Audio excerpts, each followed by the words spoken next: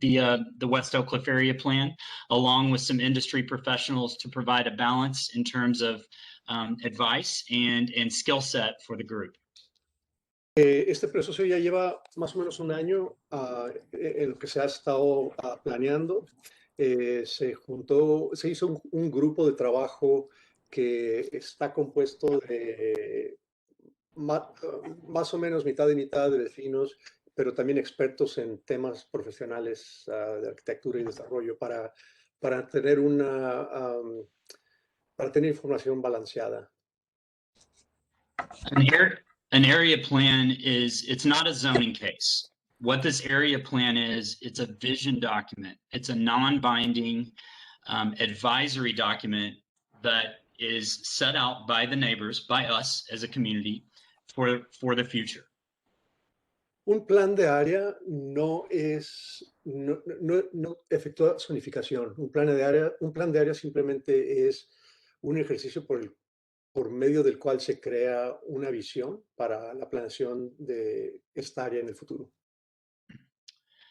The area plan includes discussions of everything from parks in our green space in the future, to zoning, of course, to neighborhood preservations and making sure we preserve our housing from our single family neighborhoods into the future, to economic development, to bikes and trails and where we want to see that, and to our public transportation needs as we continue to grow as a community.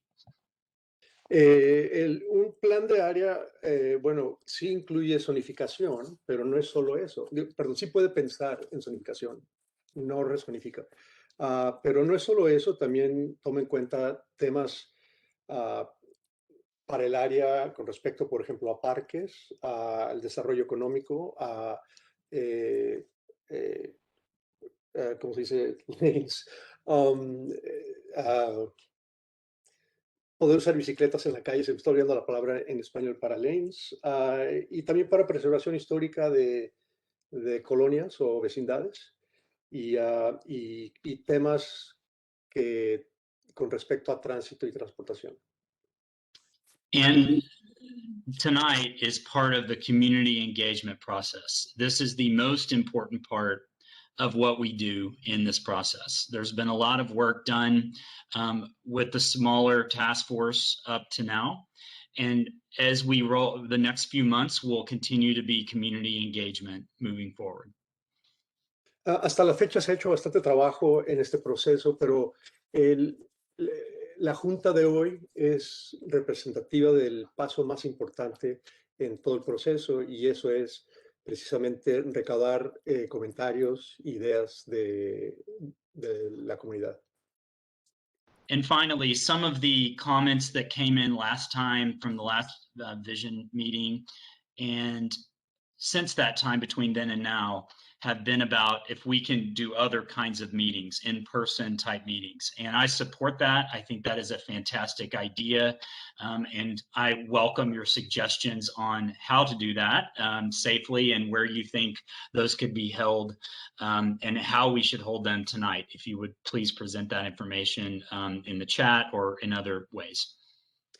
Desde la vez pasada que tuvimos una junta similar a esta, se han recibido muchos comentarios al respecto de la idea de que sería mejor poder hacer juntas de vecinos en vivo y de manera que que no sean peligrosas.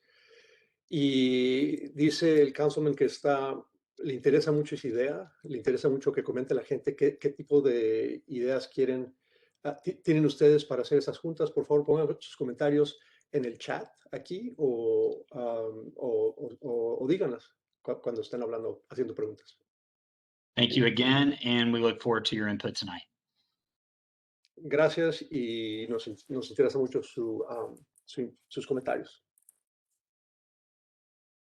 Thank you, Thank you, Councilmember West, and thank you, Commissioner McGregor. So just an overview of what we're going to be doing tonight. Most importantly, what we want to do is hear from you. Specifically, we're going to be talking about the Tyler Vernon Station area in downtown Elmwood. And so, I'll let Joe, if you want to translate that, and then I'll kind of finish Ok, lo que vamos a dar haciendo esta noche como una sobrevista de todo es en darles oportunidad a ustedes de dar comentario en este plan y nos vamos a enfocar en la área de Tyler Vernon. Daniel, what's that other area where Downtown Tyler Elmwood. y el centro de Elmwood? Thank you, sir. Muchas gracias. So tonight we will have a Spanish version of this presentation, and we'll give instructions on that here in just a few minutes. So what we'll do is we'll have a few minutes to kind of provide an overview of the area plan and the focus area, but the vast majority of the time we want to hear from you. So we're going to be asking questions as well as some polling questions. Sí, vamos a tener la presentación en español. Al rato nos van a dar instrucciones de cómo ir al cuarto de español, pero la mayoría del tiempo va a ser en escuchando sus comentarios, preguntándoles sus opiniones del trabajo que se quiere hacer aquí y pasos cómo seguirle adelante. And then after that, we'll have some time for questions, and then we'll talk about next steps for this planning process. Y después de la presentación en español y que regresamos y les pedimos sus comentarios, vamos a tener un tiempo también para preguntas y respuestas. So just a few things while we get started. First, please keep your microphone muted. I know we've been on Zoom calls a lot the last year. Just wanted to remind everybody of that. And you can ask questions in the chat. But if you're unable to ask in the chat or if you want to speak aloud, you may, but please try to keep your comments brief, just out of respect of time and out of respect of others. Bueno, empezando, por favor, mantengan su micrófono en silencio, hagan preguntas a través de la función del chat. Si no puede usar el chat, puede hablar en voz alta, pero mantenga sus comentarios breves por respeto a los demás. And then lastly, please be respectful with your comments and be respectful of other people's comments. And then additionally, we will be conducting some polling later in the meeting. So you will have those questions pop up on your screen, and we'll help answer any questions you have about that at that time. Y últimamente, por favor, sean respetuosos con sus comentarios y con los comentarios de los demás. Si vamos a tener encuesta, vamos a poder realizar preguntas durante toda la reunión. Las encuestas deberían aparecer automáticamente en su pantalla. So for those who would like to hear the presentation in English, you don't need to do anything. Stay in this room. For those who would like to hear the presentation in Spanish, Joe will provide you the instructions on how to access the breakout room. Bueno, los que le habla inglés pueden quedarse aquí, no tienen que ir a otro cuarto para escuchar esta presentación en español. Pero para los que quieren ir a otro cuarto, las instrucciones para ir al grupo en español, diríjense a la sala para grupos pequeños en español. Luego seleccione unirse para español. No sé si se pueden ver ahí en un lugar por su teléfono o computadora o laptop, donde dice Breakout Sessions, grupos pequeños, y diríjense al de español. Yo me voy a dirigir a ese cuarto del español, y si tienen problemas y no pueden ir al otro lado, a ese tiempo va a estar todavía Arturo. Sí. Que quizá, ok, va a estar aquí también Arturo para ayudarles a ir al otro cuarto ya cuando yo me dirijo a ese otro cuarto en español. Daniel, you tell me when we're trying to move over. Sure. If you want to go ahead and go, feel free to. For those who have called in from a landline or a cell phone, you will not be able to attend the breakout room, unfortunately, and I apologize for that.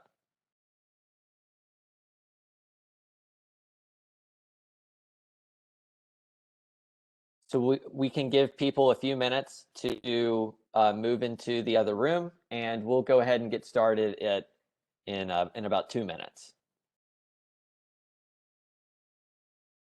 Y por los que todavía están tratando de irse al cuarto en español, y ustedes están teniendo dificultad, por favor, diga algo ahorita y yo los ayudaré.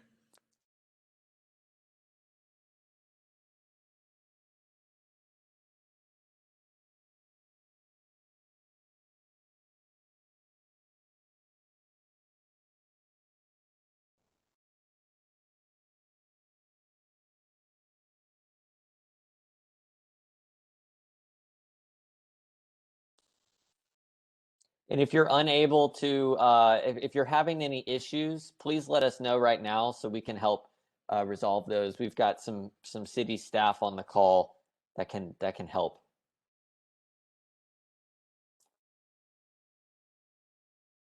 Arturo, do you mind translating that? Sí, yes. Por los que tienen algún problema, por favor diga algo ahorita y nosotros con la ciudad de Dallas los intentaremos de ayudar ahorita.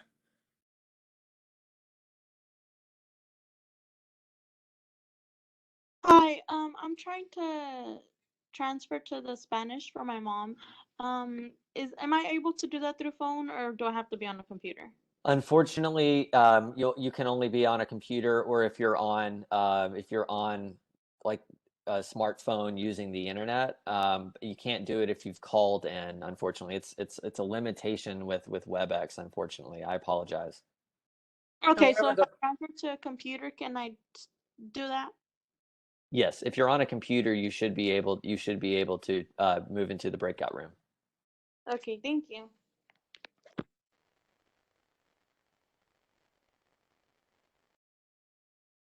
So I'm going to go ahead and get us started. Again, if you have any questions, please let us know in the chat.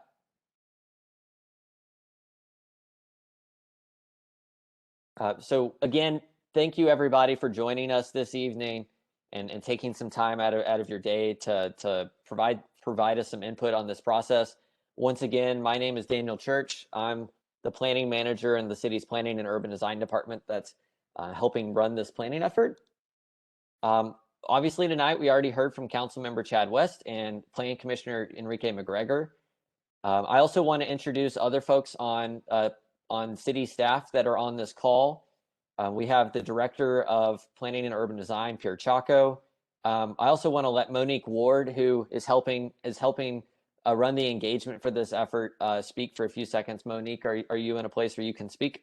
Yes. Good evening, everybody. I just wanted to say hello and just let you know that we're happy that you're here and look forward to helping you however we can in terms of engagement with this process in your neighborhoods as we move forward. Thank you. And I also want to highlight the planning task force. I know Councilmember West mentioned them. So we've been meeting roughly every month for about a year now. And there are various representatives from different neighborhood organizations that are registered with the city, as well as different landowner stakeholders, other folks who are active in the community. And so you might recognize many of these names that you see on the list as either your neighbors or friends of yours. And they've been chaired by former Commissioner Mike Anglin. And so I also want to reiterate that those task force meetings are they are open to the public, and so we don't have one currently on the schedule because we've just been getting through these meetings, but we're happy to let folks know when those are, and those will be posted on our website, and folks are welcome to attend. They're also happening virtually. So for some folks who were on the meeting on last Tuesday, some of this might be a little bit of a repeat. So I'll do my best to kind of move through it pretty quickly. But when we're talking about the West Oak Cliff area, here is a map of the area that we're talking about. So it's an area that is bounded on the south by Illinois, on the west by Cockrell Hill Road, and then Cockrell Hill, the town, and then Gilpin Road, on the north by Davis Street, and then it jogs on Hampton and over to 12th, and then on the east side by Tyler and by Vernon Streets. And so tonight, obviously, you probably saw that these were a meeting for a focus area. We're obviously talking about downtown Elmwood and the Tyler Vernon station area. So the way that these areas were kind of identified was through the help of the task force, as well as from feedback that we heard from the community through our public meetings that we had in November and in January. And these really relate to areas that are either places where there's currently an authorized hearing that's on the waiting list with the city's zoning department, or they're an area that is just an area of interest due to its proximity to transit or some other issues on that corridor. This is by no means the only places that we're going to be focusing on for this area planning effort. These are just the places kind of interest right now. And if others bubble up, then we can obviously address those and have meetings of those. But everything else that you see on this area, kind of on this map, a lot of those areas are single family neighborhoods. And for all intents and purposes, we've heard from the community that you're interested in maintaining and preserving those single family neighborhoods. And so just want to reiterate that, that can definitely be a recommendation that comes out of this, is that single family neighborhoods that are there should remain single family neighborhoods. So why are we planning? First, there are 5 authorized hearings that are currently on the city's waiting list. Those are the areas that you see in purple, kind of scattered throughout. And those are places that in the past couple of years, either Plan Commissioner Chad West, when he was planning commissioner, or Commissioner McGregor, simply thought that there needed to be an investigation as to what the appropriate zoning is there. So an authorized hearing does not mean that the zoning is being changed. It means that there's an investigation of just understanding what type of zoning the neighborhood even wants there. So that's one of the main reasons why we're doing this effort, is to get feedback from you all. Secondly, there's 3 DART stations in the area. So we have the Westmoreland station, which is obviously just south of Illinois, but when we think about the area around the DART station, a lot of that is inside of the West Oak Cliff area. There's the Hampton station, and there's the Tyler Vernon station. And so as the city thinks about transit-oriented development, and as we think about opportunity, more people taking transit in the future, that obviously has potential implications on the land around those stations as well. And so it's important for us to think about planning in those areas. And then lastly, we know that the city is going to grow. The city is expected to add up to 400,000 new residents here in the next 25 years. And the city can't grow out anymore because we're surrounded on all sides by other cities. And so it's really important that we think about where people are going to live and work inside the city that already exists. So that might be, on infill development on vacant land, or it might be, adding density places that, or there's a lot of different ways that can happen. But it's important that we think about growing equitably, so that we're not just locating all of the new jobs in residential, residences in North Dallas. So what is the goal of this effort? Well, first, the goal is to develop a land development vision for this area. And then that's going to be adopted into the Forward Dallas Comprehensive Plan. And that the Forward Dallas Comprehensive Plan update is slated to begin later this month. Secondly, the engagement that we're doing right now and the feedback that we get from our online survey tools, all of that is going to help inform the efforts for the different areas that I just mentioned that are in the city's wait list for authorized hearings, those areas in purple. Third, it's to get feedback on street and infrastructure improvements that the neighborhood desires. And so what that can do is we can create a list of desired improvements, whether it be new bike lanes or wider sidewalks or changes in the number of lanes on a street. And that can we can pass that along to our city's bond office and the transportation department, and that can go into a future bond or future capital improvements. And then lastly, it's important for us to identify any other priorities that are related to land use and land development that aren't captured in those first 3. So we've already heard things related to safety. We've heard things related to displacement and gentrification. And we know that those are concerns, and we want to find ways to address those in this area plan as well. So we started our public meeting back last November and in January with 7 planning goals. And so I'll just read those briefly.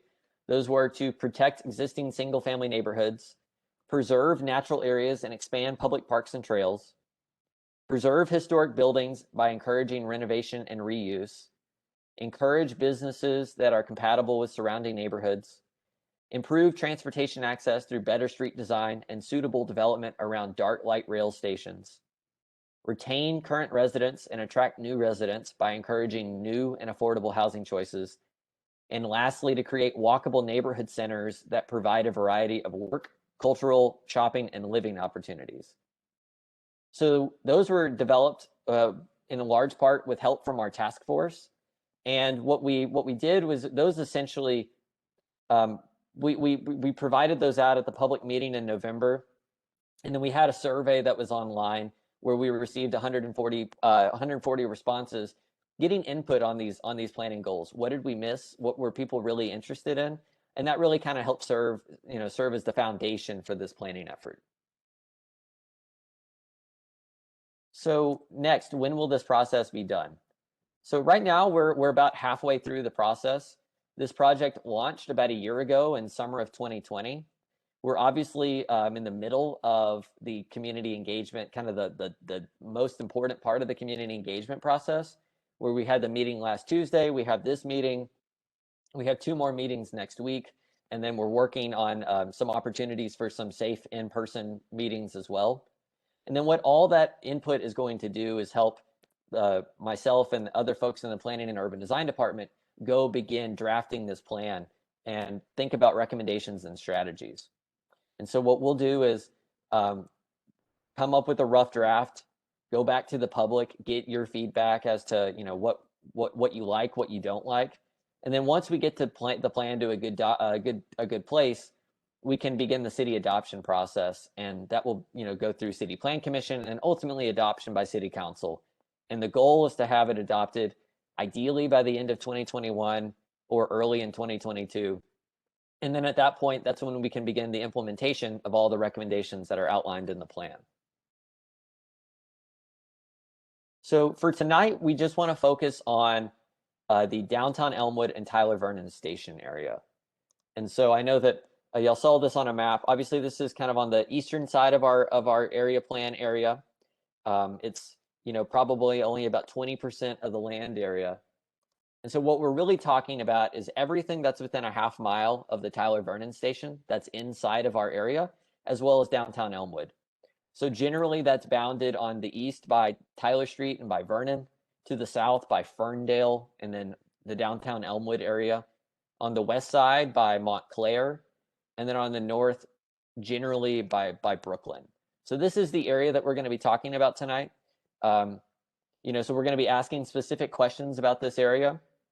But if you've got input or comments on other areas, please put them in the chat. But really, tonight's emphasis is to focus on this area specifically. So just like last meeting, for those who attended, what we're going to do is just have some open-ended time for folks answering some of these questions. So what we're going to do is we'll stay on each one of these slides for 5, 6, 7 minutes and let people write in the chat or speak up verbally about both on this slide, what do you like about this area, and then what would you change about this area. So what I can do is just be quiet for a few minutes and let the comments roll into the chat, and answer any questions that you might have as well, and then we can move on to the next questions.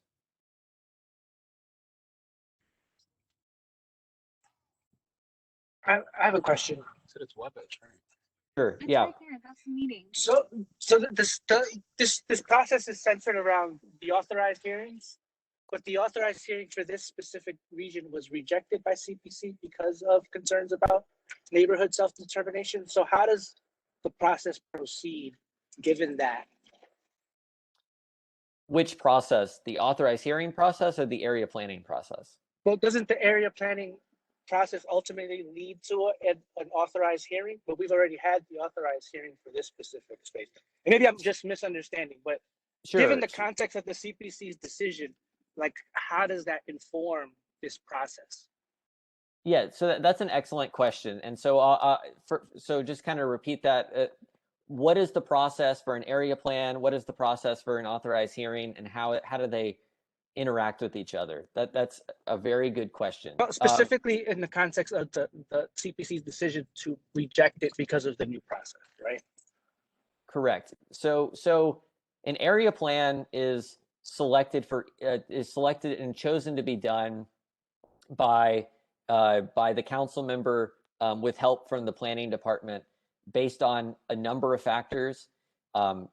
Changes to zoning, things like authorized hearings is one of those factors. Other factors include things like the transit-oriented development that I was talking about, thinking about our DART stations and land uses around them, as well as other potential catalytic projects. So we've got 2 other area plans that are ongoing in the city as we speak. One of those efforts is in the South Dallas Fair Park area. The other one is on the east side of 35 from this area right here. And those were chosen because there's other big catalytic projects there, such as Fair Park Master Plan and the Southern Gateway Deck Park. And so there's different ways that an area plan is selected to be done. And so I kind of just wanted to lay that one out there. The idea is that the area plan creates a vision to get feedback from the community in terms of what people want to see in their area. It could say that for this area specifically, people want it to remain exactly as it is. The good news is having an area plan adopted that says that provides the City Plan Commission and City Council with an adopted document that staff and they can look at that says this is what the community wants and is interested in.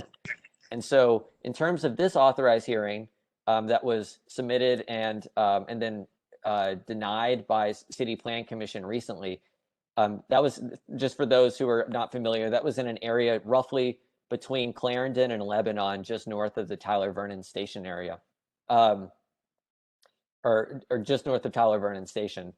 So that was filed, obviously concurrent with this area plan, but we're focusing. So the feedback that we're getting tonight for the Tyler Vernon area. So that's kind of everything in that blue radius. Because we're thinking about all of our DART stations in the city of Dallas, we're focusing on this area just to get feedback in terms of what the community wants to see or does not want to see. That does not mean that there's going to be another authorized hearing, and it does not mean that it doesn't mean that anything is going to happen with the authorized hearing that was denied. That process is effectively over and dead, and so this is just to kind of start from scratch and hear from the community. What do you want to see here? And so that's what we're trying to hoping to learn today. And we're obviously going to be doing the same thing in those other focus areas in the upcoming meetings as well. I hope that helps answer your question. Can I piggyback on Marco's question? Sure. And Marco, man, correct me if you think I'm wrong, but it seems like maybe your question was also asking if there was any information taken from those meetings that can be applied to today's discussion. Is that and maybe there is or maybe there's not. And I guess specifically, which meetings are you referring to? I was unfortunately unable to attend those previous meetings, but I don't know if there was any discussion around what Specific people would have like liked the to feedback see. that I received. Yes. Specifically, Specifically to the essay. So I guess what I'll say is we should think of this as a blank slate. We're asking while we acknowledge that the authorized hearing process happened, if that were to ever start again, this plan would have already preceded that, and so the feedback that we received tonight would actually serve as the starting point.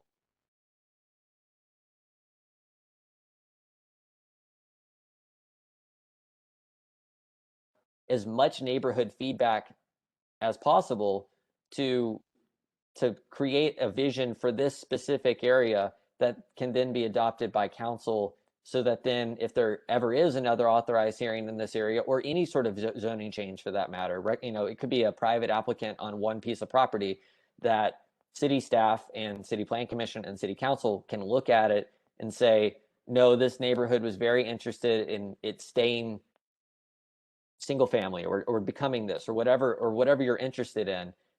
It's important that we hear that so that we can put it into our plan. Daniel, could I add one thing? This is Mike Anglin. I just wanted to assure the people that were asking these very good questions, because it can be so confusing. But the City Plan Commission's decision on the Tyler Vernon authorized hearing has no effect whatsoever on this area plan. It could have happened or it could have not happened. I didn't even pay much attention to it. It's very important, but it's not important to this plan. We will continue on the West Oak Cliff area plan as if that had not happened.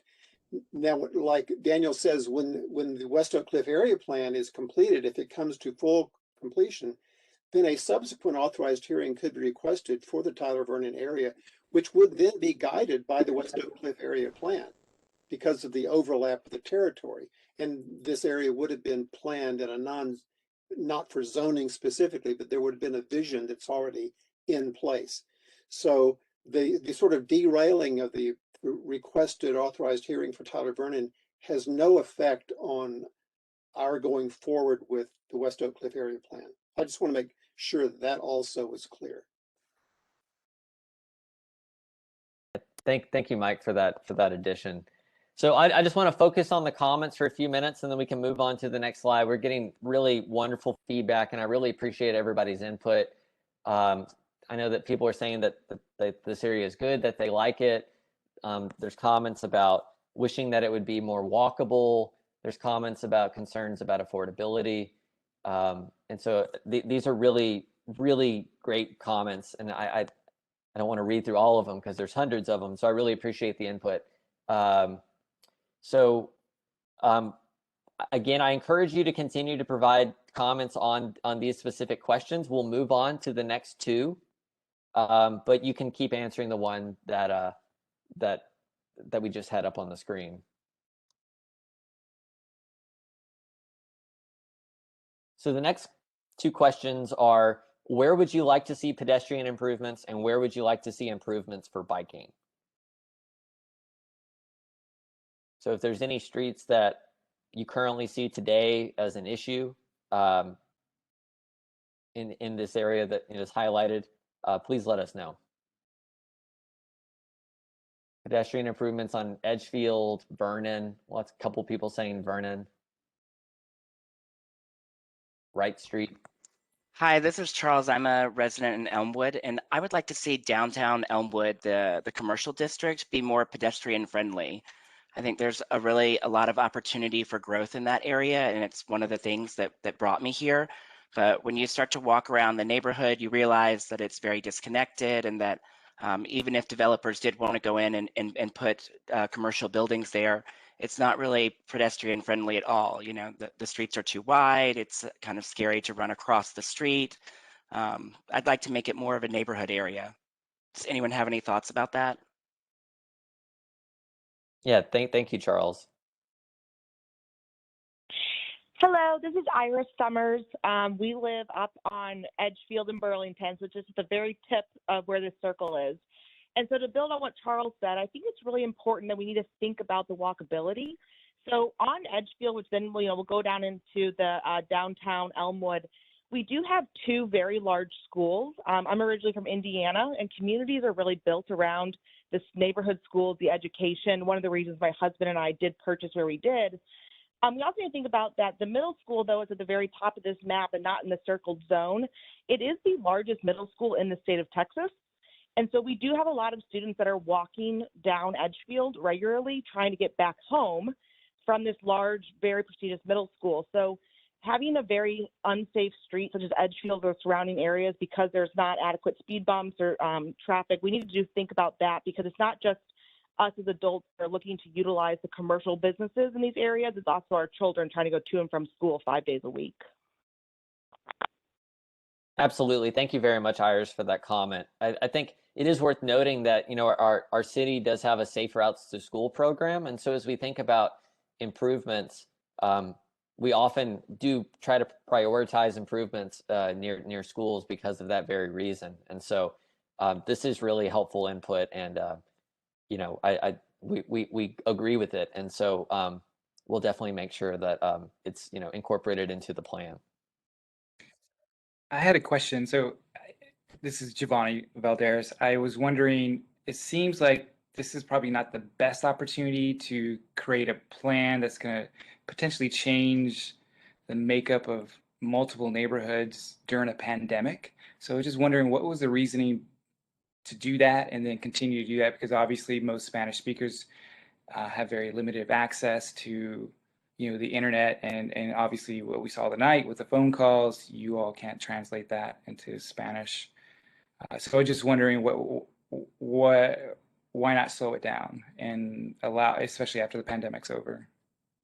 Sure. Yeah. Excellent question. So I guess first and foremost, this kind of this process started before the pandemic started. And so while the task force obviously first met about a year ago, the workings to get everything going started before we all ended up in a work from home state. And I think whenever, think back on January 2020, most of us didn't think that we would probably be doing community meetings on a Zoom call. And so the process got underway. It also falls in line with the city's adoption or moving forward with an update to our comprehensive plan. And that process actually is a little bit behind schedule in terms of it was, these two efforts were going to be kind of done simultaneously. And so there was a lot of reason of doing these all together in terms of coming up with a land use vision for a specific area and incorporating it into the plan. And luckily, those are going to sync up pretty well here coming up in the next calendar year. That said, you're absolutely right. It is difficult to reach people at this time. It's difficult to reach people anytime, but during the pandemic, when we know that there's folks who are technology, don't have access to internet, when there's language barriers. And so what we've done is, and we'll talk about it more towards the end of the meeting, is yes, we've got online engagement tools, but we also have paper copies of the same survey that's online that we currently have at the Recreation Center, Martin Weiss Recreation Center, that you can pick up. And we're also working with neighborhood leaders to get them distributed as needed. So if you'd like copies of that survey, we're happy to work with you to make sure that you get as many as you need. At the same time, we've currently have had essentially a moratorium edict from the city that we weren't allowed to have any sort of in-person engagement. And so now that COVID numbers seem to be improving, we're thinking through opportunities for doing some safe in-person engagement. We're working on those as we speak, and we hope to have some opportunities here in the next couple of weeks or in the next few months. So we do hope to kind of get as much input in person as well. In terms of timing, I think maybe the most important thing to know is, even though this process is slowed and is there's difficulties presented by COVID, the development processes in the city have not changed. And so we know that there are developers all over the city and in Oak Cliff that are moving forward with plans for recommending or submitting proposals for new development, for zoning changes. And so it's we can't put all of our work on hold, but what we do want to do is get as much input as possible. And I know that there's naturally a conflict there. And so any ways that you have recommendations on where we might be able to table and get people to do an in-person survey for a few minutes, please let us know, because we're happy to do it. Well, Daniel, if I may interject, here's the thing. This is a plan that the city and council member has put forward along with the commissioner. But the onus is on you all. You're placing the onus on neighbors to get the word out by flyering.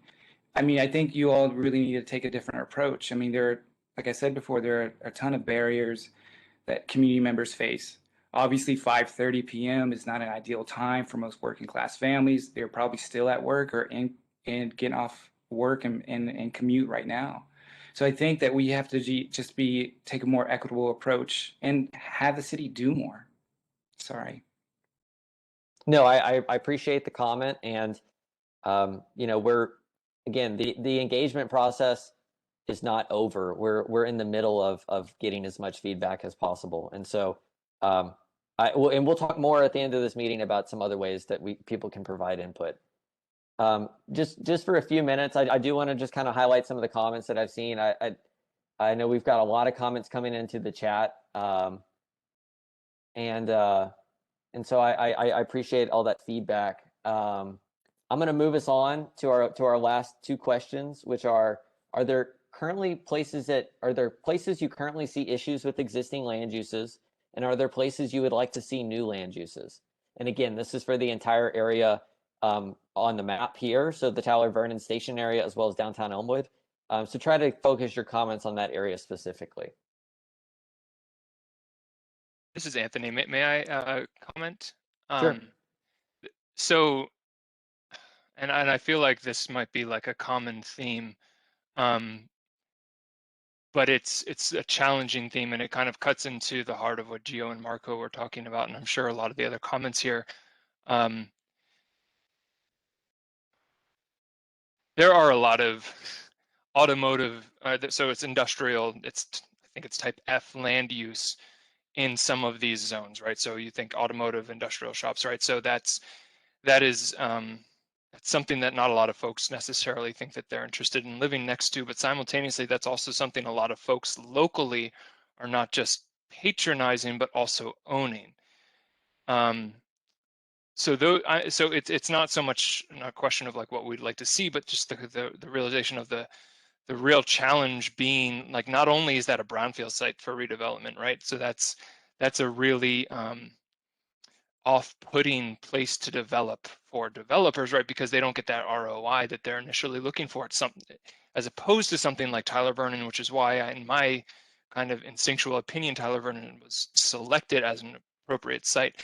But there's really, I think, a bigger question about networking and meshworks, and it's not so much about these microcosms. Again, in my opinion, it's not so much about Tyler Vernon as a landmark. It's not about Hampton Station as a landmark, but it's about how these are interconnecting. So it's about how Hampton connects to Tyler, how that connects to Edgefield, and how those are. Of course, there's different pockets and regions for the different development types, but really, I mean, how are we making this more livable for the people who live there? And I think that's the main question, because yes, getting better walkability up and down Edgefield is important, but simultaneously going to Edgefield on a Tuesday afternoon, there are people all up and down that road. We could be asking them what they would like to be doing. And I mean, that's the Spanish speaking population that we're really not having on this call. And so I don't know if it's so much a question about rezoning some of those, blighted zones, right? But more about how do we make those tighter knit into the community, which is a more challenging question, I think. Thank you. I appreciate the comment. In terms of your comment about the auto uses, yeah, that obviously that's a challenge, because you're right. Some people see them as a blight or a use that they don't want to have in their neighborhood. At the same time, it's a source of employment. It provides it's a non-vacant storefront, right? I mean, it's an active use, and so there are opportunities that we can think of through this that, let's say, don't get rid of automotive, auto repair uses or something as a allowed use, but we can think about how they're designed, or how they, what the streetscape next to them is, so that even if you're walking by them or you live next to them, it's more desirable than it is today. So, we don't have to think about it just could as. I say something? Sure, yeah. Go ahead. Was it We me? can't. May I ask you a question? Sure, yeah. Anthony mentioned blighted areas. Where is there a blighted area in this zone? I was putting my hands up in quotes. I know some folks would refer to something that they don't like seeing as blight, but I know like the technical urban land use definition of blight could be like what Tyler that lot north of Tyler Vernon Station is. So, Well, it's empty because somebody bought it and tore stuff down. But I mean, these neighborhoods are functioning neighborhoods. They may not be no, high precisely. class. So. Oh no, I'm not suggesting any classism about this. I'm simply saying that these are important characteristics of our neighborhood that we need to maintain. That's all. Thank you. Daniel, could I say something? Yeah, absolutely. I don't think people would object to garages if they were run correctly. A lot of people object to garages because, I mean, there's a rule in the city of Dallas that you can only have 4 cars on the pavement in front of a garage, and they all have to have a work order on them. Some of these garages have 20 cars in the parking lot, and they're not work orders on any of them. One of our big problems is code enforcement. Code enforcement is not working in West Oak Cliff. And this is a shame because when we started the Beverly Hills Neighborhood Association in '97, we got wonderful cooperation from code enforcement. They helped us every day. So what's going on with code enforcement that it's not working anymore? That's my. Yeah, thank you, Barbara. Thank you for the comment. And what I will say is, you know, we're working with our code compliance department on this effort. And you know, representatives are invited to our task force meetings and to these meetings, and the recommendations that come out of this plan, we're going to work hand in hand with them on. But we also understand, you know, so this plan can't specifically handle things that would be the responsibility of code compliance. But it's important that we work with them to understand, you know, where the enforcement issue, you know, where the gaps are and why that's happening. So that we can do our best to improve quality of life, understanding the challenges that they have as well. But I'm really looking forward to the West Davis next meeting because there are a lot of things to be said about West Davis. Yes, and we'll be talking about that here at the end of the meeting. So, hello, this is Joe. I want to. Hello. Go ahead. I see 2 different people, Joe. If you want to go ahead and speak. All right. The only thing I wanted to address, I've been in Oak Cliff for a long time. This Elmwood area, you want to make it walkable, and I think it's great. I'm all for it, but we need someplace to walk to. And give you an example of where I see it's done great things, but nobody goes there anymore. If you talk about Bishop Arts, I've heard the phrase so many times, it's so popular nobody goes there anymore. And what they're meaning is everybody's coming in from out of town, or not out of town, but out of the area to go to dinner, to shop, to do things there. But it's so crowded that the locals don't go there unless they happen to have a house or an apartment that's really close by. Whereas this Elmwood area, you've got a downtown Elmwood, but it is, there's nothing there unless you want to get your car fixed. My point is, I think a couple things need to be done in that area about address parking. When I say address parking, lighten it up. Bishop Arts, I don't know, I'm not an expert on parking and parking issues, but the density they have there and the overflow of parking is, like I said, it's so popular nobody goes there anymore. Well, we need some help in the downtown Elmwood area about parking, because without some parking relief, you're not going to get anybody in there to put in restaurants that people will walk to. The other thing is, the area grew up, particularly downtown Elmwood. I remember as a small kid, this is back when we had beer in Oak Cliff. We have beer back in Oak Cliff, but there was a long period of time we didn't. And this whole area, all of Oak Cliff, started going downhill right after that happened, when we got rid of beer the first time. So a big chunk of that downtown Elmwood is restricted on beer and wine sales because of the school. And I think some relief needs to be given to the commercial area so that you can have some beer and wine sales to help restaurants make the payroll and do all the things that a restaurant does. So my deal is, I think the downtown Elmwood area needs some real thought. It's all of that used to sell beer and wine many, many years ago. A lot of the buildings in there now, the way they're grandfathered in, precludes a lot of things from happening to those buildings. They just can't be done. So some more thought needs to be given to that downtown Elmwood. I love Elmwood. I love the whole area in this map has got a ton of potential, but we just need some place for people to walk to. And so I think if you work on that downtown Elmwood area, you're going to find that happen. Yeah, well, I really appreciate the comments. I think the comment that you made about the, proximity to the school limiting alcohol sales, obviously, yeah, I mean, that's a challenge. And again, these are things that between the parking and those are things that we can work through, because that's an area in the downtown Elmwood area that already has an authorized hearing. And so it's on the wait list. And so this input that y'all give tonight is going to be really important for that effort. But those are definitely issues that we'll work on when that effort moves forward. Now, I don't know if this to be true, but I was told that the Edgefield Davis area, as well as the Bishop Arts area, they got relief on parking because that used to be serviced by the interurban. Now, I've heard that's not true, but I also have heard that it is true, that was kind of reason for giving a grace over that area to relieve the parking requirements. I have a map at home that shows that Elmwood used to be serviced by the Bishop line. It was not a streetcar trolley line, but it was a motor coach that they ran from the end of the trolley line out to service the Elmwood area.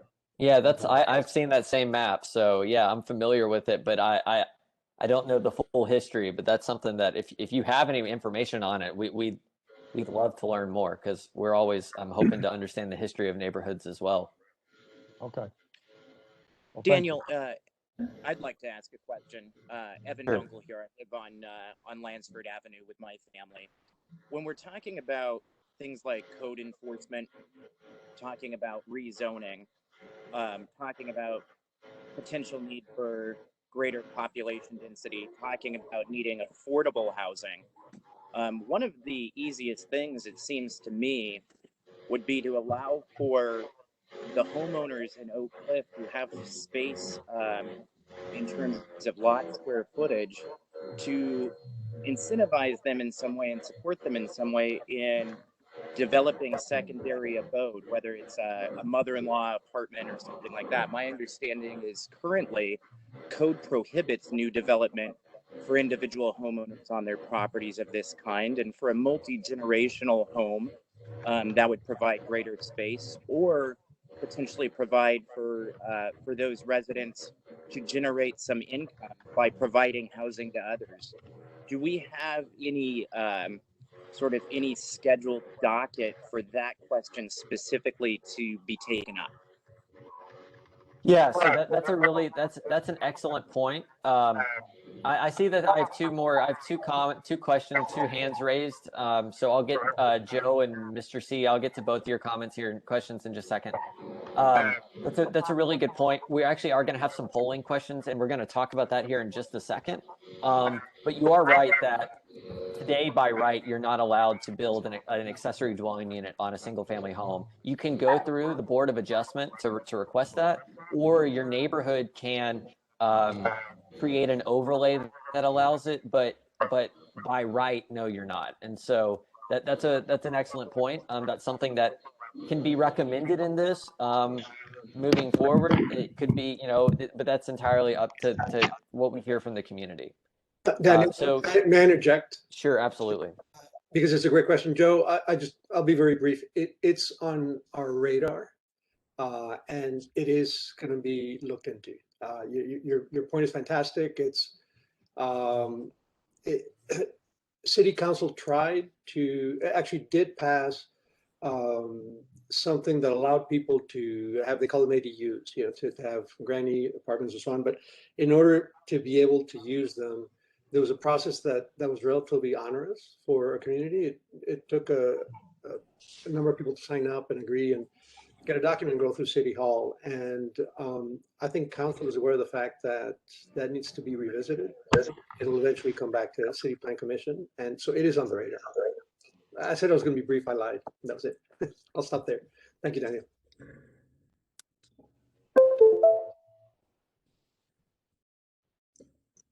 Daniel?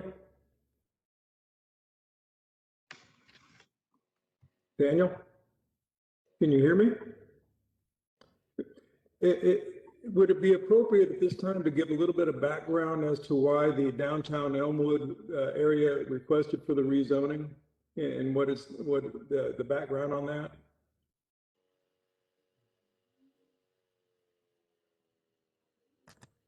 We can't hear you. I'm sorry. I'm on a really old computer because my new one didn't have a speaker. I was muted. I Bob, apologize. you're fine, Bob. It's Daniel we can't hear. Yeah, I apologize. I had muted myself. So I specifically as to why, ultimately that's the decision of the plan commissioner. My understanding is that it had to do with a lot of the issues that have already come up in terms of thinking about parking and thinking about the walk, the desire for this to be a neighborhood node that has, goods and services and some retail that the neighborhood wants. Bob, but what's limiting that? Are you offering to share that history? Is that what you were asking? Because I really would be interested in hearing that. Well, what I was going to, I'll just do a quick recap. As you know, I'm one of the property owners of some of the commercial property in Elmwood. The rezoning case was brought forward at the request of the Elmwood Neighborhood Association because they wanted the downtown Elmwood area to be something a little bit more than it was. And so they pulled together a group of neighbors. And this is back in 2018, back when we thought that the rezoning was going to happen in a fairly expeditious fashion. It has not happened that way. But it was done at the request of the Neighborhood Association. It was done with the involvement and the recommendations of the neighbors and some of the property owners, not all.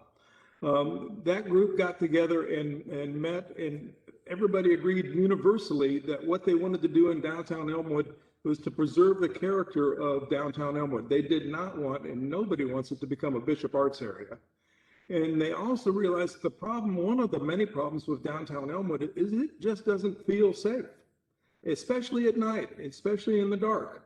One of the reasons we added the lights to the area there. But if you have a property down there, you know that you get hit with graffiti on a fairly regular basis, and you know that there's some characters that run in and out of the alleys on a fairly regular basis. And so it makes it feel not very safe.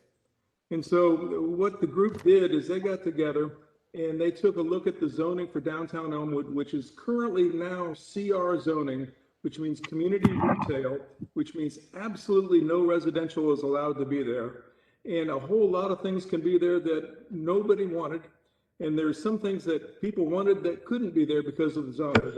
So by way of example, things that you could put a pawn shop in downtown Elmwood right now, today, by right, because of the zoning. Nobody wanted that. Nobody wanted, in all honesty, any more automobile uses because some of those were doing exactly what Barbara Barbie was talking about, and they were ignoring the code and they were being bad neighbors.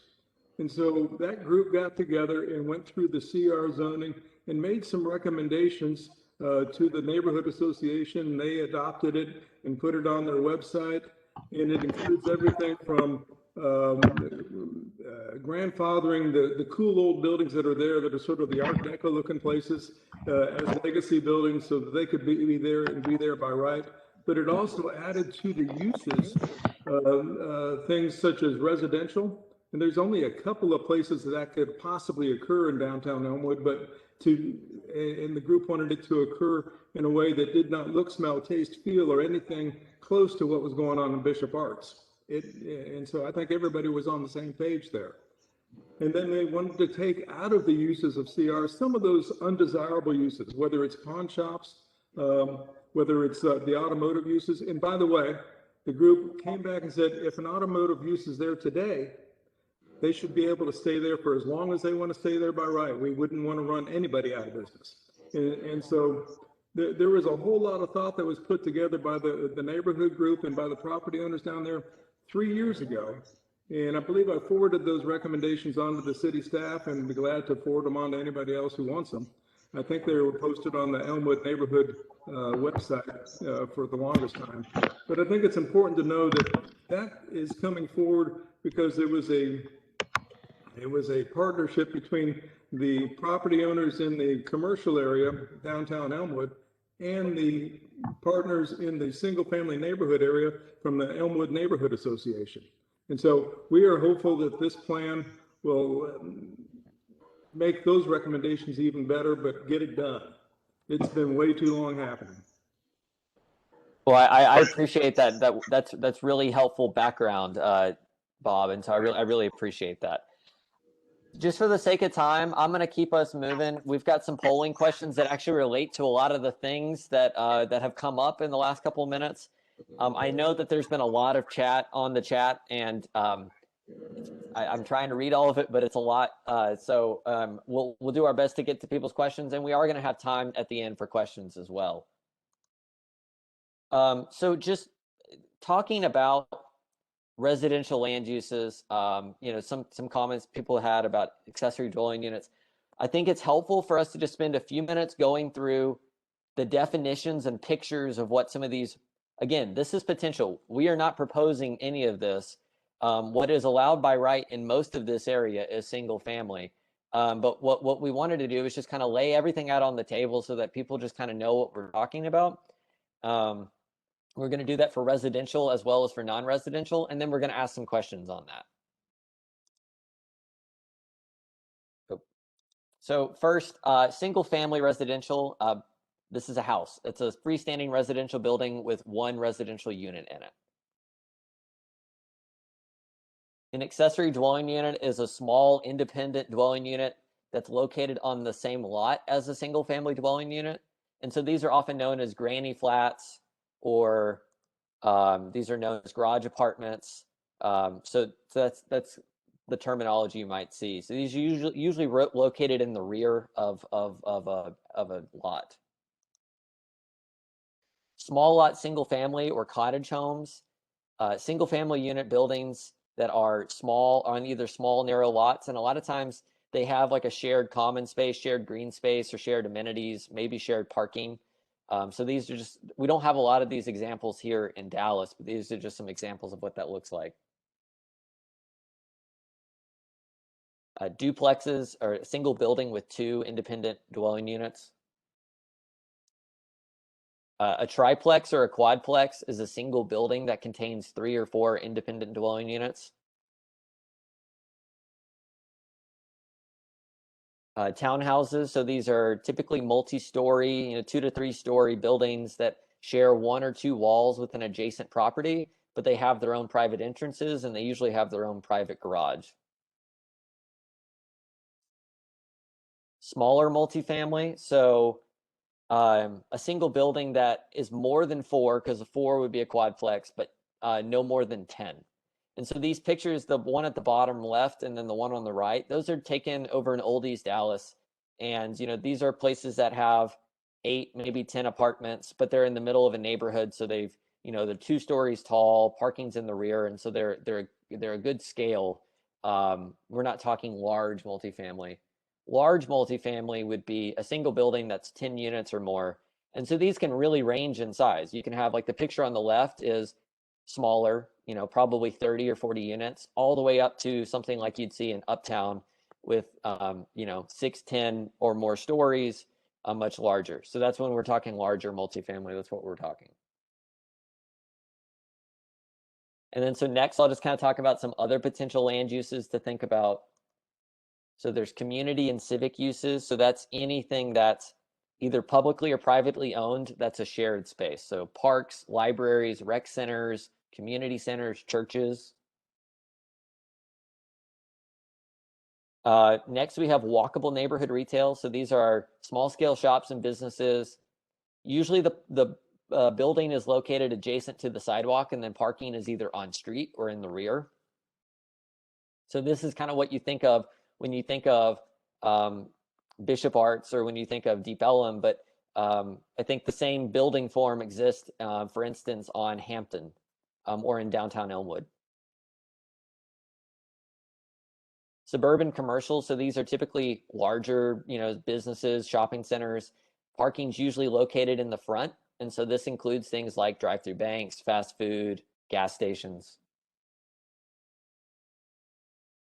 Small scale mixed use live work. So this is similar in terms of the way it looks to walkable neighborhood retail.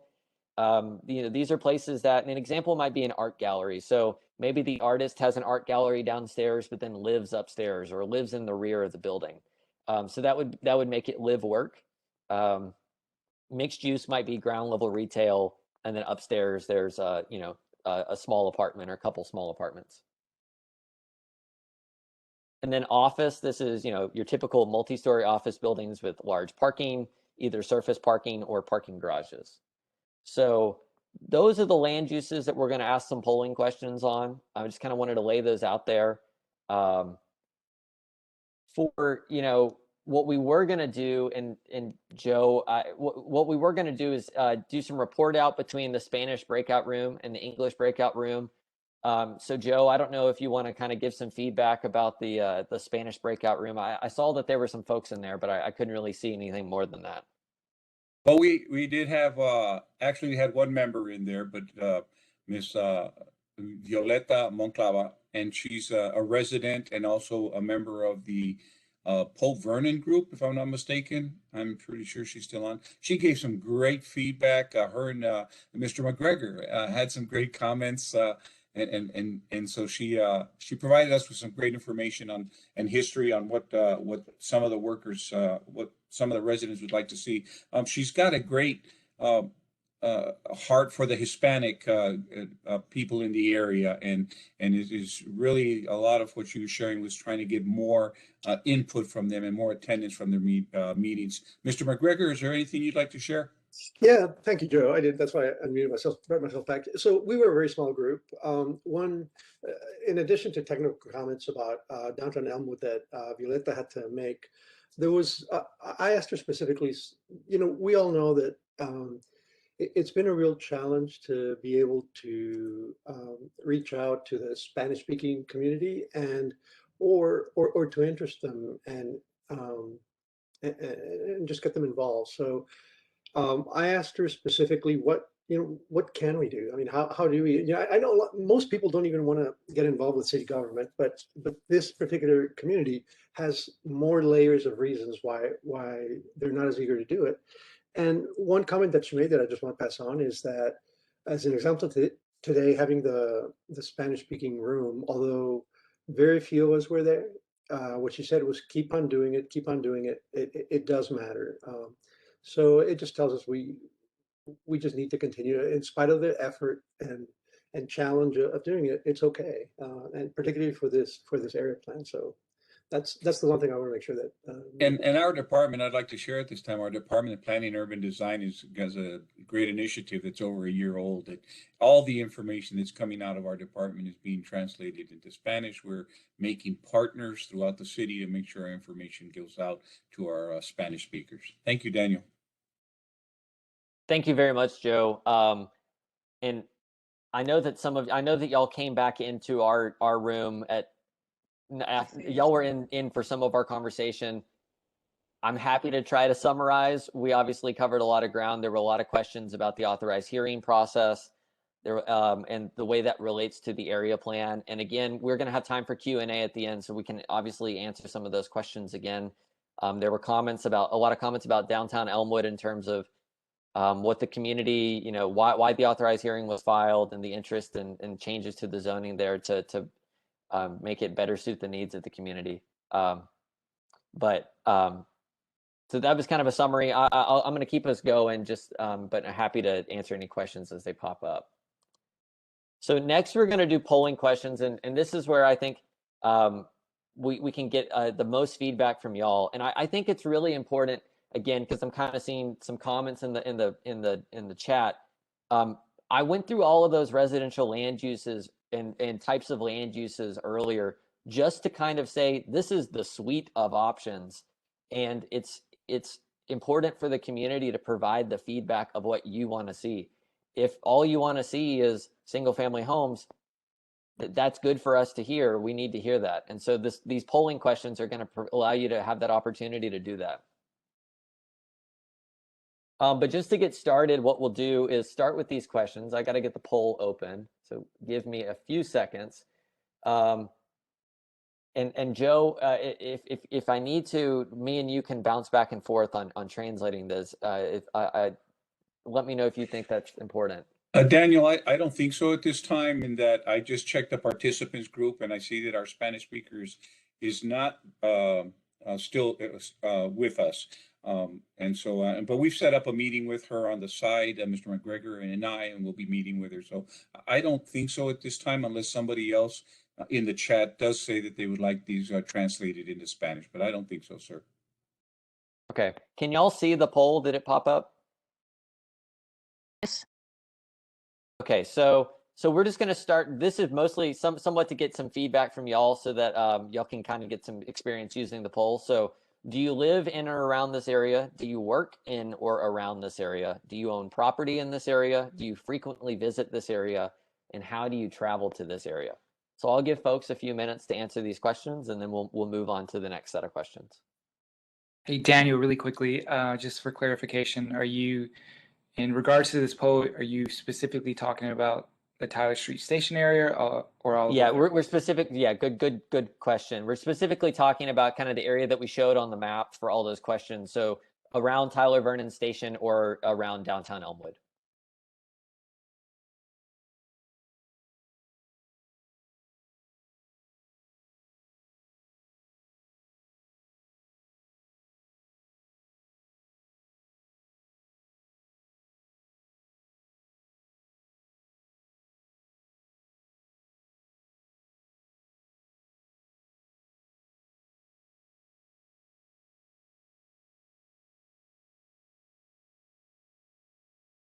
Looks like we have a few folks still finishing up, so I'll give them another 30 seconds or so, and then I'll display the results and we'll keep going.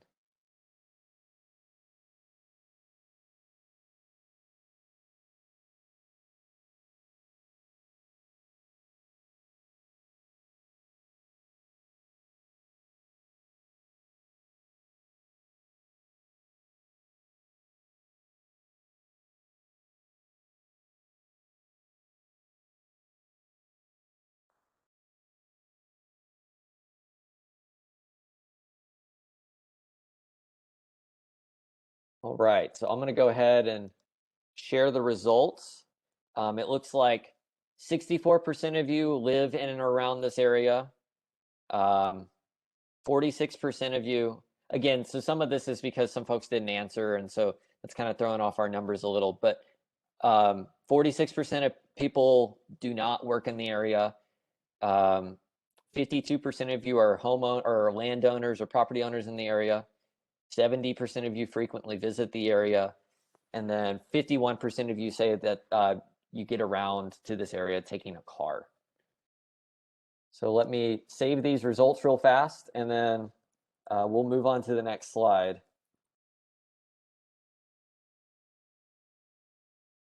All right.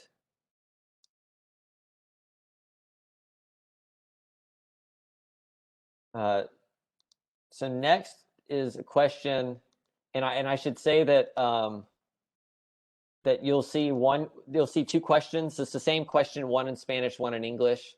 So you only need to answer one. There we go. So you only need to answer the question one time. Feel free to answer it in either Spanish or English.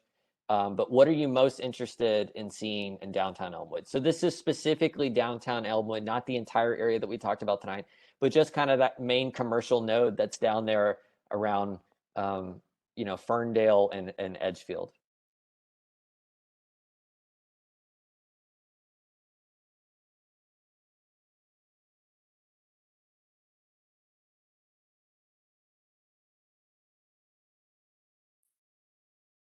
Do we select one under each question, or do we just pick the ones that we like?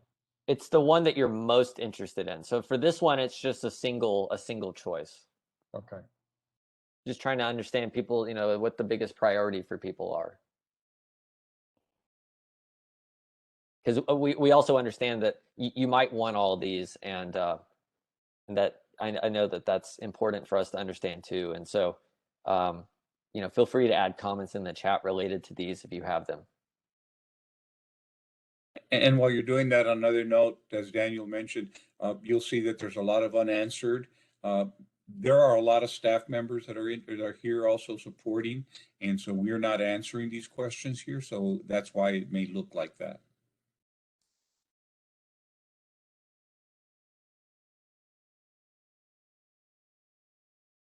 All right, looks like we've got fair number of answers. I'll give people a few more seconds. We'll give people another 20 seconds or so, and then we can keep going.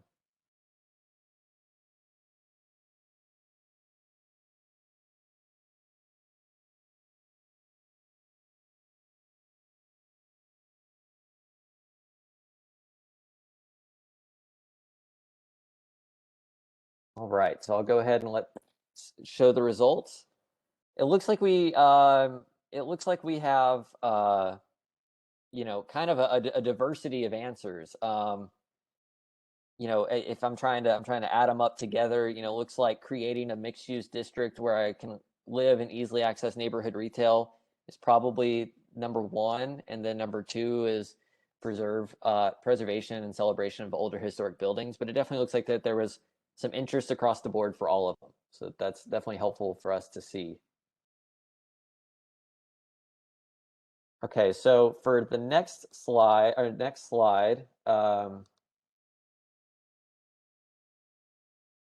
I'm driving 3 different computers right now, is what are you most interested in seeing in the Tyler Vernon station area? So this is specifically the area around the DART station. So same question, just thinking about just that area.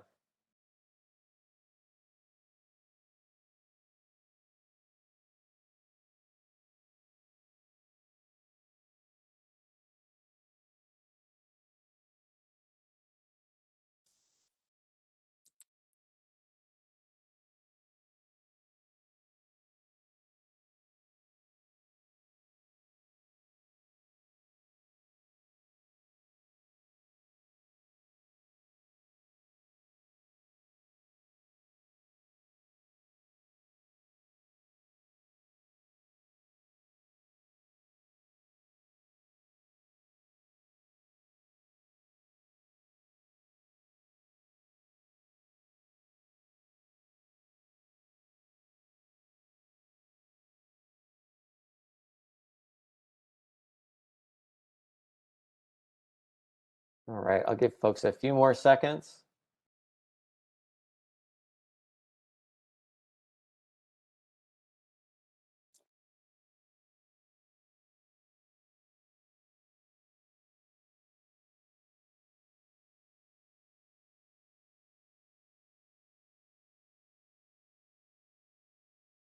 All right, let me display these results.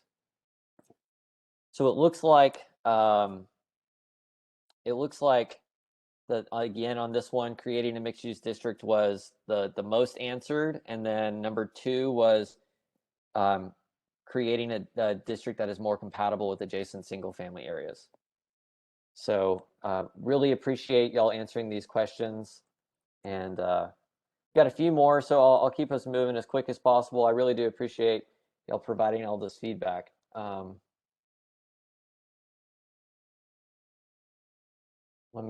I opened the poll. Let me get to the slide. So on this one is, which of the following residential land uses would you like to see in the Tyler Vernon station area? So again, this is just around Tyler Vernon station, and this is residential uses, and you can select as many as you'd like.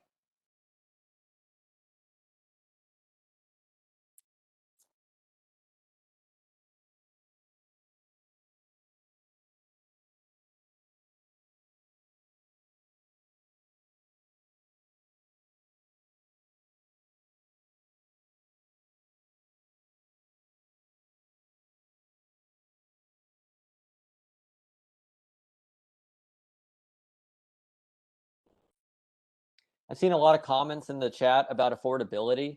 You know, obviously there's different ways to get affordable housing. As we think about, you know, there's specific projects that are dedicated towards providing affordable units, and those tap into various monies from either local, state, or federal government. But then there's also thinking about how do we provide housing types as a market for the city and for a neighborhood that provide people with housing choices so that they can live in the type of unit that they want to live in. You know, and having more housing choices as well as more housing as a market factor does help bring down the price of housing across the entire metroplex.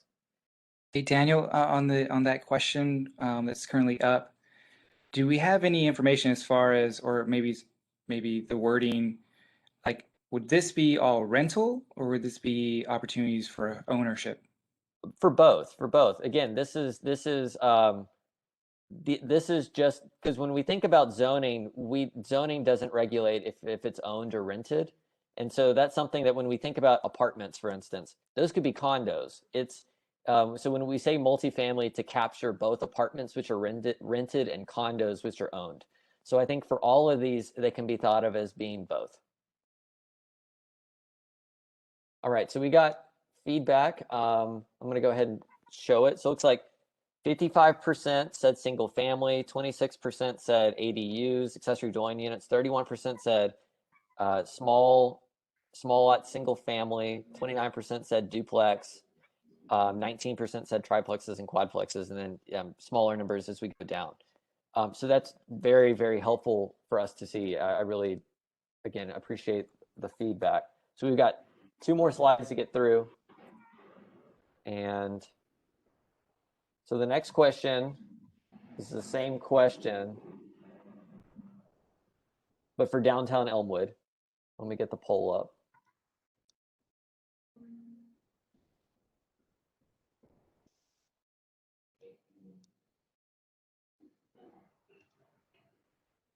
All right, so which of the following residential uses would you like to see in downtown Elmwood?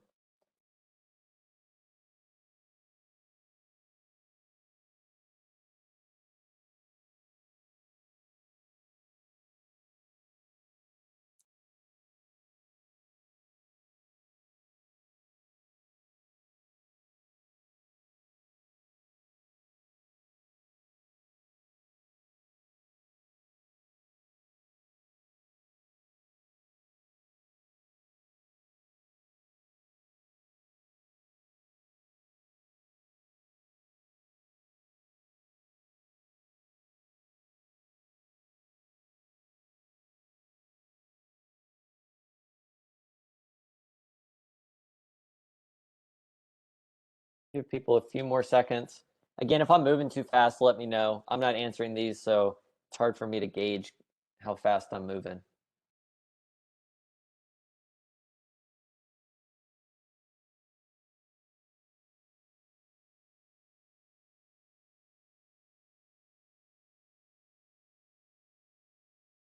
So in this, it looks like most was single family homes, and then next was duplex, and then after that was accessory dwelling units.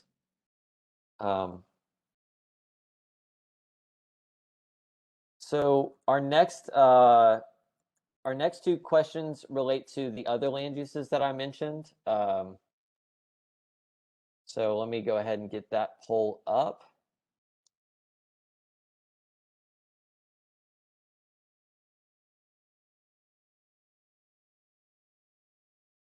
So this is, what other types of uses would you like to see in the Tyler Vernon station area?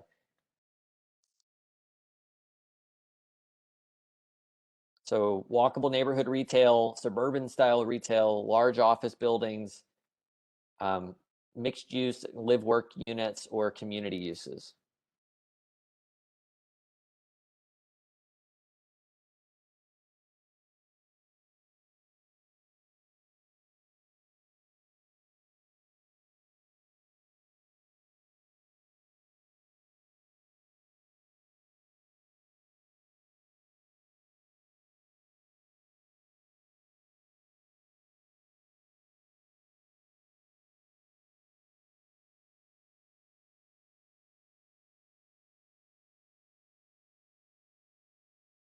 I see a question. Is there a none option for this poll?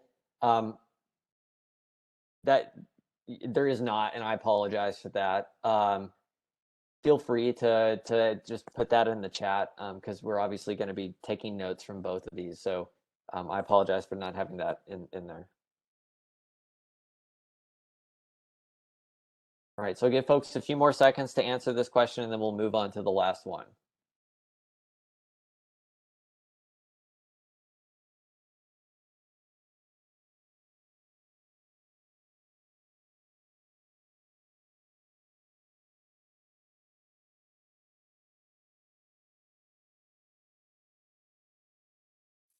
All right, so it looked like community uses and walkable neighborhood retail were by far the most desired, and all the others were lower. Although small mixed use live work did have 30% of respondents.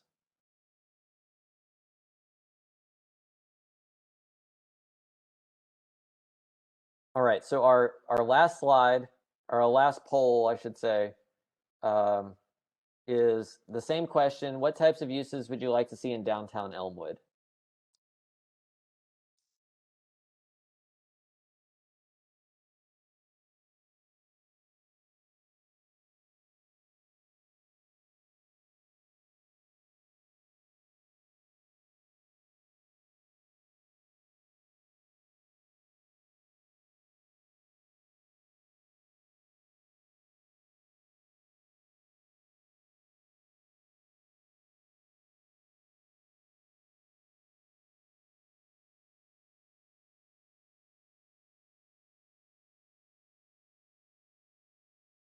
All right, we'll give people a few more seconds.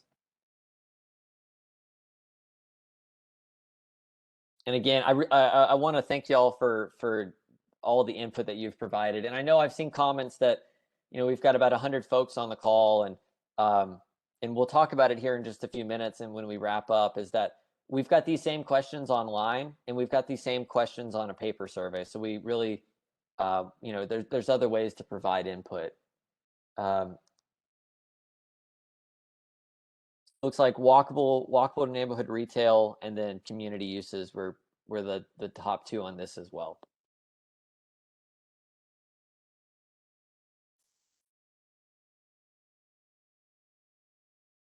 All right, so again, I want to thank y'all for providing that input. What we can do now is kind of move towards the next steps and wrap up the meeting. I appreciate with y'all staying on with us so long. Hey, Daniel. Yeah. Can I address one thing that might be helpful for folks to know? The survey, we do have the survey. It is in English and Spanish online, and we also have hard copies available at the Wife Recreation Center in both English and Spanish with a drop box. So if you're near there, you could go by and actually fill out a hard copy. Say you didn't, because you were on your phone today, or you don't have internet access. Ms. Ward, yes.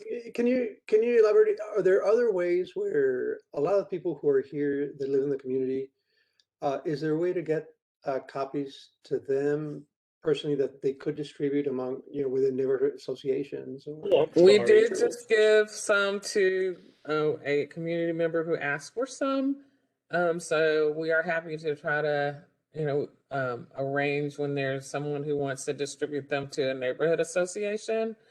And so we're happy to do that. I just did that today. I gave someone 50 hard copies and 300 flyers to distribute. So if I may put you on the spot, would it be okay for people who want to help that way to put their name and contact info in the chat so that you can get those paper copies to them? So they can... Yes, if you would make sure, yes. I'll print them if I need to. No, you know, we're happy to do as much of that as we can. We try to I know you will. Be cost effective as far as, like, you know, hitting. I'll pay for the printing. No, it's not that at all. So it's just like coordination, and we want to make sure we get it in people's hands. there are people in the chat that are concerned about, Yes. we know there are a lot of people we're not reaching, so. And that's why we did put the surveys as a hard copy at the recreation center. So that gives them a lot more time to kind of pick it up at their leisure too, if anyone's near there. Now, Yeah, of course, again, we are happy to do special one-offs and arrangements for folks. Thank you, Monique. Thank you. So we'll have that. Oh, go ahead. Yeah, this is Rhea Narsaya. I just wanted to make sure my question got answered about for the meetings next week. How can we and what is the plan to make sure that we are including Spanish-speaking folks to participate in the meeting, not to give them the presentation afterwards, but that they have a path to actually be active participants in the meeting? What's the plan for that?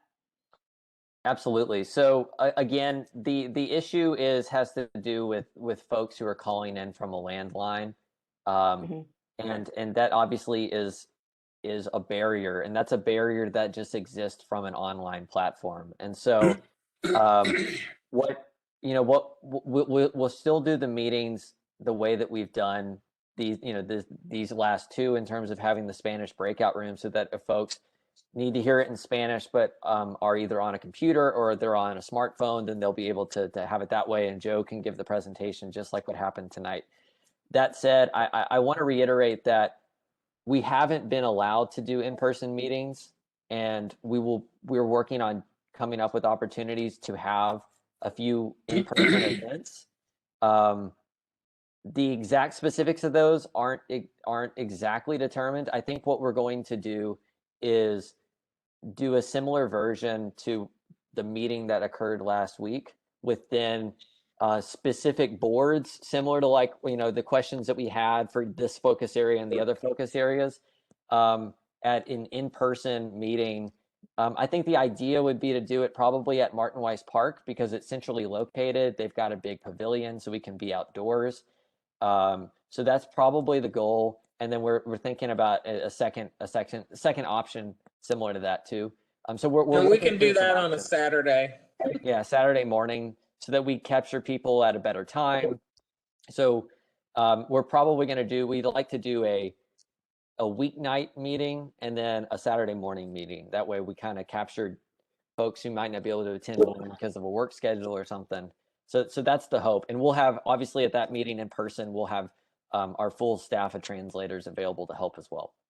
So given the challenges that you've had, are you considering changing the deadline, like not ending it at the end of the month? Because given we haven't, I think another thing that's missing in this thing is this discussion between folks. Hold on, two people are talking at once. Sorry.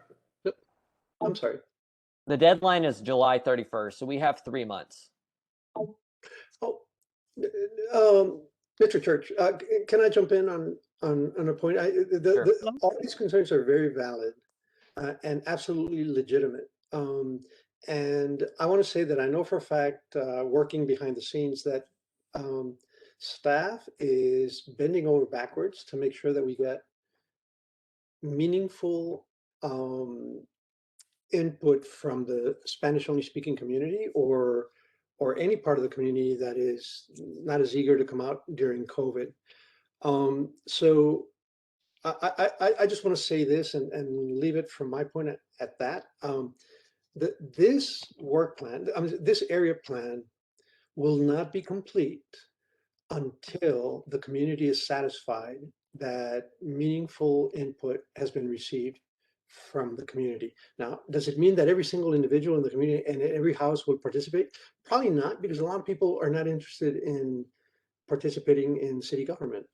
But if we stay on the objective idea that an area plan would not be beneficial if it doesn't have meaningful input from the community, then it means that we will all together figure out when and how we receive them. So I'm just putting that out there as a parameter of when and how this will be complete. Right now, staff thinks that the overall process of the plan may be done by December of this year. I respect staff very much, and they work a lot harder than I do. I personally think that's ambitious, but we'll see in December if by that time we think we've had sufficient input and the meaningful input that's needed, then yeah, maybe it'll be done by then. But it won't get approved. It won't move forward without that input. And allow me, Daniel, to interject also. We at Planning and Urban Design are not just sitting back and creating and translating all our materials and saying that's what we've done, it's already translated. We're being proactive. We're creating partners on a weekly basis.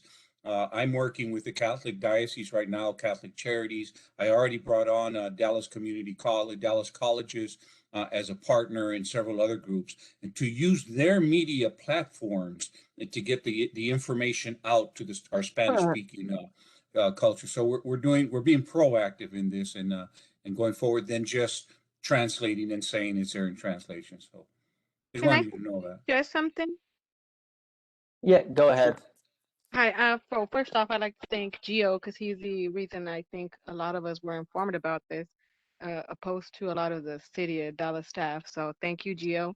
And a second of all, I hear a lot about cost-effective paper to reach out to a lot of our neighbors, but I've noticed Code Compliance has sent mailers when they're doing cleanups and stuff like that. So I don't know why we couldn't do that to this neighborhood.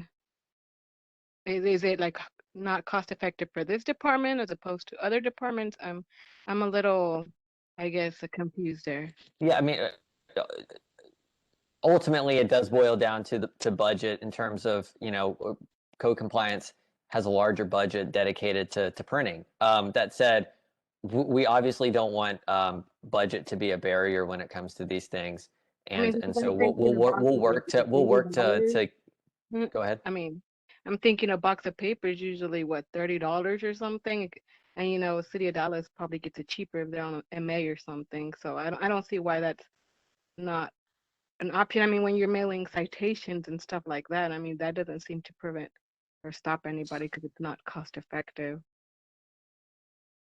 I have my hand raised as well, if I'm ready. Yeah, go ahead. I didn't respond. My question was about language. I haven't been doing taking hands, so I was just waiting.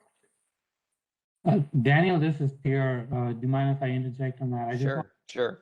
to respond. I may have missed something, but I'm Pierre Chapler, Planning and Urban Design, and I just want to say that creating flyers in order to help put the word out, we are absolutely willing and capable of doing that to the extent necessary for this process. I just want to make that clear because that is something we should definitely do to the maximum extent possible. So we would be happy to do that. Peter, I have to jump in. Thank you. When I jumped in and joked about I'll pay for the printing, it was absolutely meant as a joke. I'm sorry that it didn't come across that way, but of course the printing is not the issue. Peter, thank you for clarifying that. Of course the city will cover it. Hi, this is Yolanda. I just have a question, if I may, or just interject. Yeah, go ahead. Thank you. I just wanted to, and I'm sorry I jumped on a little late, but I've thought about and have talked about the role of neighborhood vitality. I think reaching out to large institutions like the Catholic Diocese and LULAT, while they're good applications. Again, this is a neighborhood, right? And this is like a square footage, and it's a pretty large square foot. But I know I've walked this neighborhood around Tyler Station multiple times in the last couple of months. I want to know how we can engage neighborhood vitality together with the neighborhood associations. And that may mean incentivizing the associations. You provide us the material, we engage the community to go out and do surveys door to door or to gather the information. This is really about allowing people to have a comfort level. And a lot of times comfort level is understanding the process. And so nothing I've heard in the last few minutes is leading to that. While I appreciate the feedback about Catholic Diocese and large institutions. So I'd like to know, what is the role of neighborhood vitality? How can neighborhood associations work together with that organization within the city? And how can we incentivize our neighborhood associations to get this work done? So as far as like promoting meetings, which is what we've had up to this point, I wanted to go ahead and also acknowledge and thank you for helping yourself. Because I dropped off a whole bunch, like 500 flyers to your house, and you were kind enough to help distribute those. And so as far as coalescing around neighborhood associations, perhaps we could identify with your help, all of the ones in the areas that we can reach out to. And we could look at potentially presenting at the actual neighborhood association meeting, if they are meeting, is one option. And also just figuring out some ways that we can create an army or distribution network to get the hard copy surveys out if that's what is needed. Can I speak? Of course. Yes. Just a couple of comments. I am co-president of the Elmwood Neighborhood Association, and this is in particular regarding downtown Elmwood. For the Elmwood neighbors that are still in the call, we have a document that was created a while ago in 2018. I think Bob Stimson mentioned that a while ago. And it's a little bit hard to find in the website, but if somebody wants access to this document, please contact an email and we can provide this document, and we are welcome to hear. This document was created by neighbors back in 2018. And the second point is somebody made a comment that is not many places to go in downtown Elmwood, and I'm partially disagree with that. We have, and what I mean is walk to downtown Elmwood, and I think we have several Latino businesses that are highly visited by Latino populations. We have a great bakery, more 3 or 4 restaurants that are walkable, and I think walkability downtown will be important. So Could I we make could a also. comment? Sorry. I was just gonna, I'm sorry, I didn't mean to interrupt. I was just gonna make a comment about that. We live a little bit north of you guys in Elmwood, in Tyler, by Tyler and Polk. And I know a lot of people some people have commented that, Bishop Arts there's too much going on, they don't even go and visit.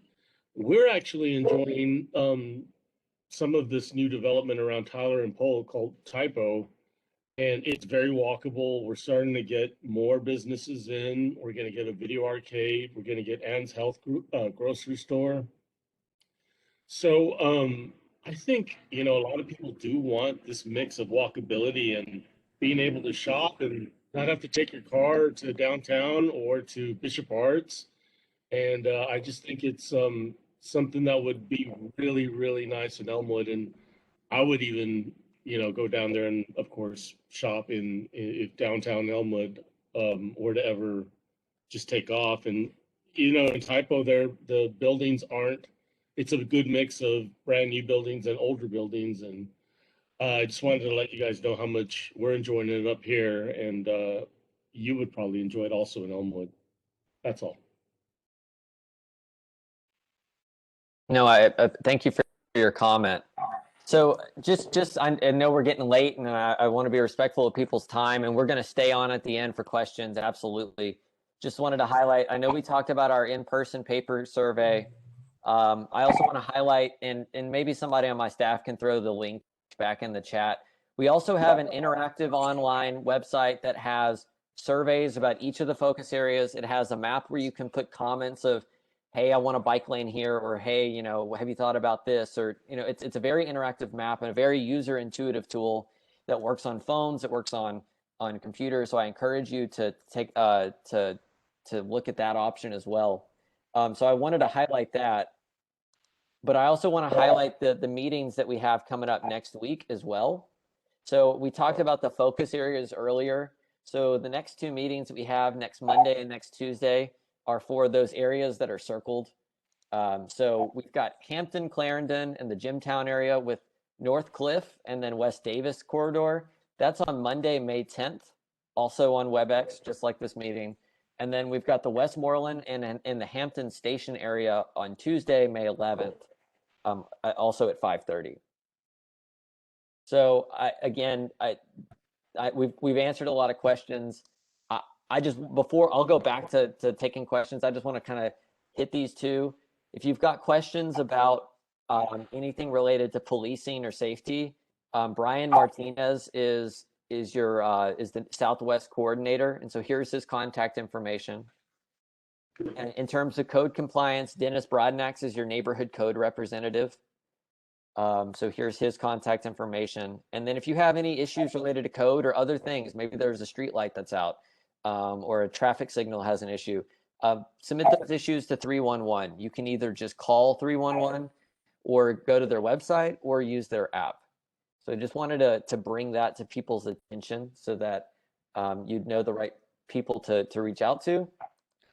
And then lastly, again, Monique and I are always wanting to hear from the community in ways that who we can reach out to, how we can do better.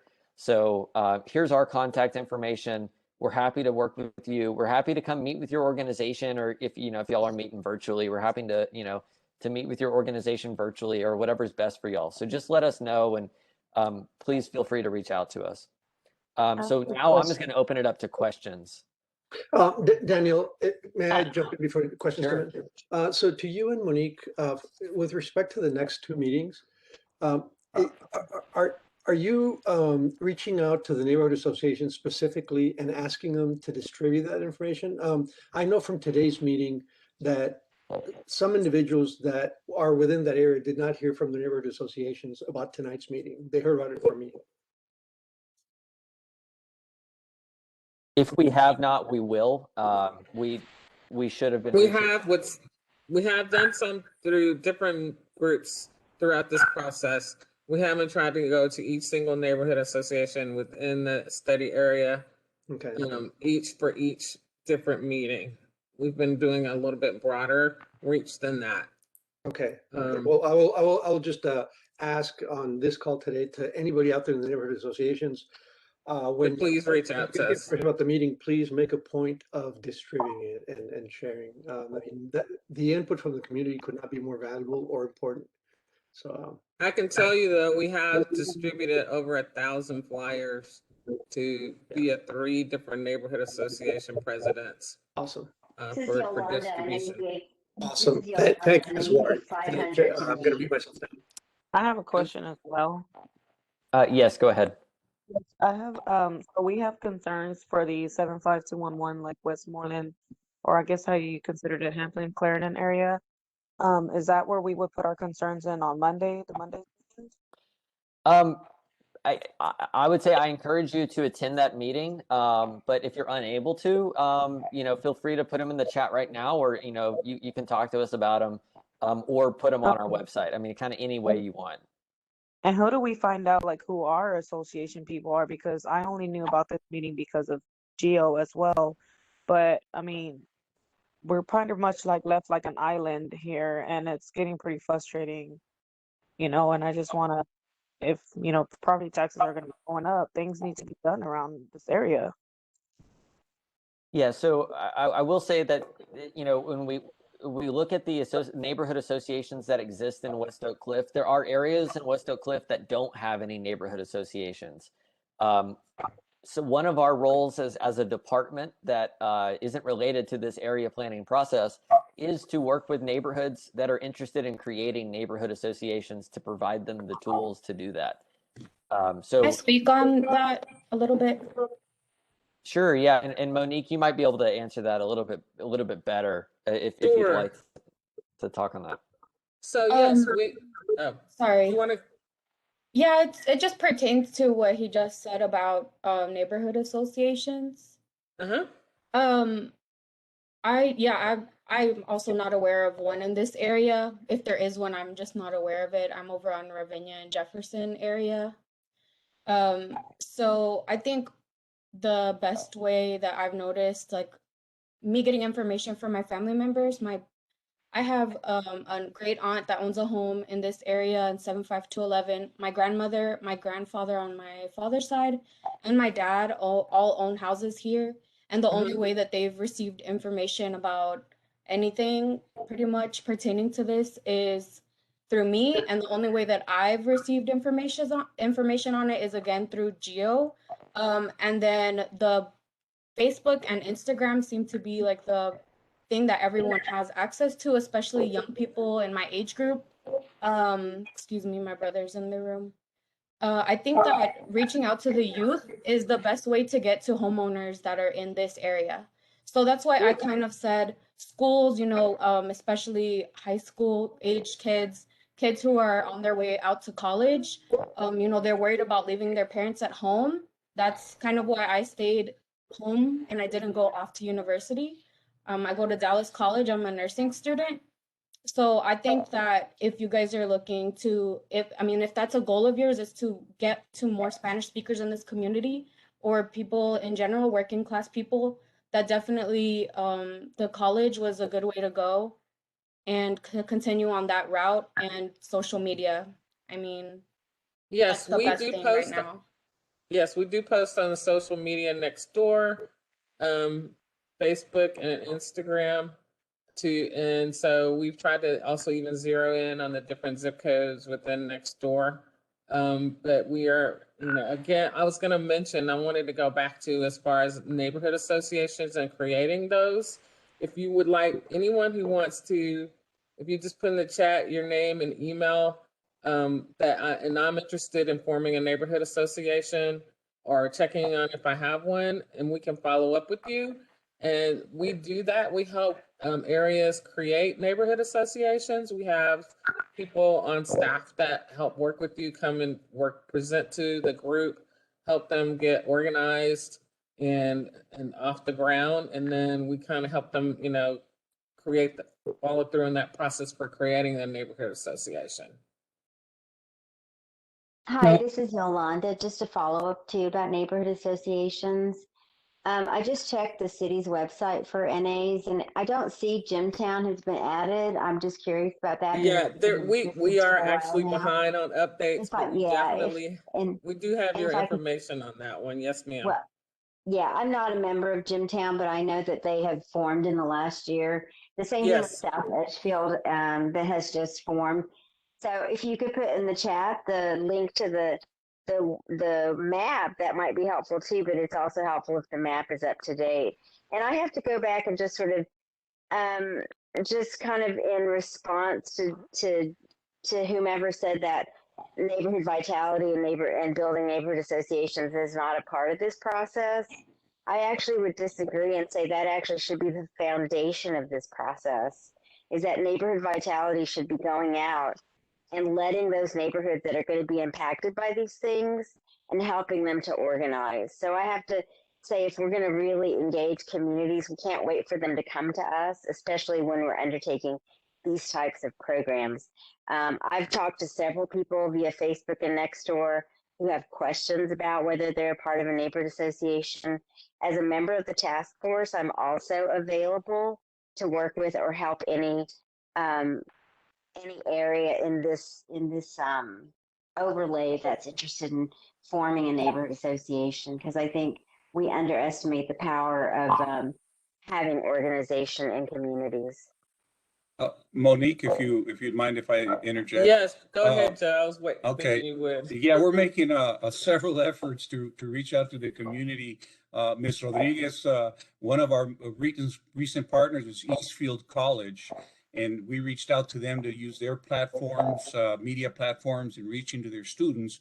And they actually asked if we could reach out to not only their Spanish speakers, but all their English speakers and the staff and the parents of the kids. And so we're continuing with that partnership to get into all the Dallas colleges. Several high schools have also been identified as part of our Hispanic initiative to get information to the high schools, to the students that go to the high schools regarding neighborhood associations, regarding information for the city. And so we're definitely doing that. And so creating these partnerships. As a matter of fact, on May 12th at 2 o'clock through a virtual platform that the Dallas Public Library does called Ask an Expert, I'm doing how to form a neighborhood organization. It's actually called the Neighborhood Resource Guide, and I'm doing it in Spanish.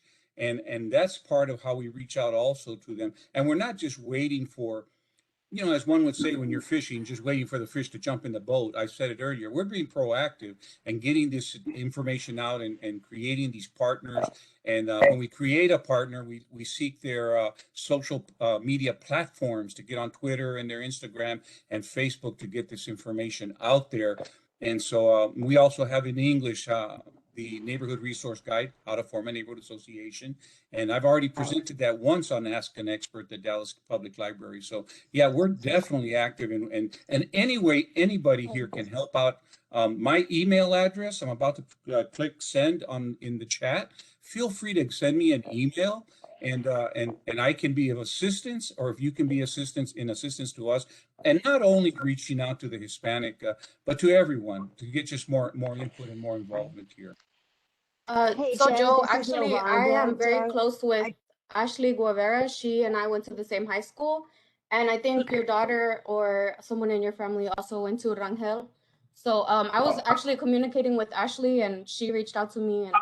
And so no offense, but I'm probably gonna be reaching out to Ashley because she and I are very close as We're it is. all one big happy family, and we work really closely but together. hey, So that's Joe, great. Joe, with all respect, you know that we've worked together before, and Yes. I'm available. You know where to find me. I know where to find you. I'm happy to be to work with you. When we're being specific, though, to the West Oak Cliff area plan, what I'm saying is that neighborhood association building shouldn't be an afterthought. It should have been at the forefront at this planning process. And so that's not any reflection on you, Joe. I just think it's a missed opportunity on the part of the city. So it's great that you're working with Eastfield. It's great that you've got these big picture initiatives, but that doesn't speak to building community in this particular instance. And so I'm more than happy to work with you to help support neighbors build associations in the West Oak Cliff area plan area. And thanks again for all of your help, task force members and other neighborhood members, for helping us to extend our reach. That is essential at this point and moving forward. And we are going to just continue to try to enhance our ability to strengthen the neighborhood's ability to form organizations and to have capacity to participate, which is why we also take some of the time when we present to describe the various elements that are a part of this process and not just ask the questions. And that takes up some additional time, but we feel like that is also important. So we're trying to leverage a lot of different aspects moving through this process, and we are hopeful that you will continue to work with us as we continue to move forward through this process. And as Commissioner McGregor said, we will continue to make efforts to fully engage throughout as we move forward. This is Giovanni again, just really quickly. I just want to thank you all for taking the time and for everyone participating. I do think that what I saw tonight was that there's a community that wants to be engaged, but I think we need to do better. We need to prioritize how we're going to engage individuals. And if it's having to set up a budget, because I know the council member has a discretionary budget that he could probably use to, let's say, hire those block walkers to go and knock on those doors. We have to meet them at their doorstep and let them know what's happening. I think we have to be really proactive, because if not, tonight was just a missed opportunity. Thank you all. So Gio, I appreciate that. I just also think it is important to note that for the most of part of this year, that was not something the city would even allow us to do at all. We are just beginning to approach where we could engage in that manner. We could not hire or engage others to do that because of COVID. No, that's But totally we are, understandable. That's totally understandable. But I think then, representatives who sit on the task force, let's say the developers who sit on this task force, maybe use the social capital that our city officials have and say, okay, you pay for this. You pay for the word to get out because you're the one pushing for it. They have the money. They always have the money. and that's not something I can really speak to, but I do appreciate all of your input and absolutely appreciate your help moving forward to figure out how we can do more to engage. And I would have to back up Gio on that because the 75211 area code has definitely been left out for years. And I've lived here all my 32 life and just seen, other areas develop, and we're just kind of left here like an island.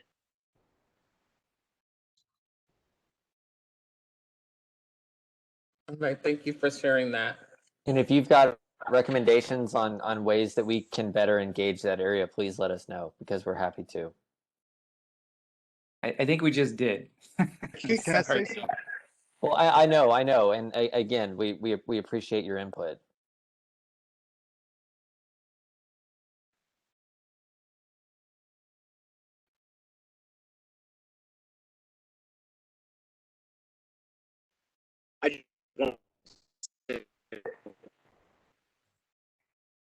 That you're kind of breaking up a little. We hear me better. Now we Can you can, repeat? maybe. Repeat yourself, please. Oh, Evan Dunkel again. Can you hear me okay now? Now we can, yeah. Okay, perfect. No, I just wanted to thank all the task force members, all the community leaders, yourselves in the planning department and commissioner council members. And I want to acknowledge something that I think is really important to acknowledge on calls like this, which is that organizing holistic and equitable communities and developing those communities in a way that betters them for all is probably one of the most difficult tasks that I can think of. And it's easy to either just get focused on the benefits of development where, property values increase, small businesses come in, increases to, jobs and whatnot through small businesses.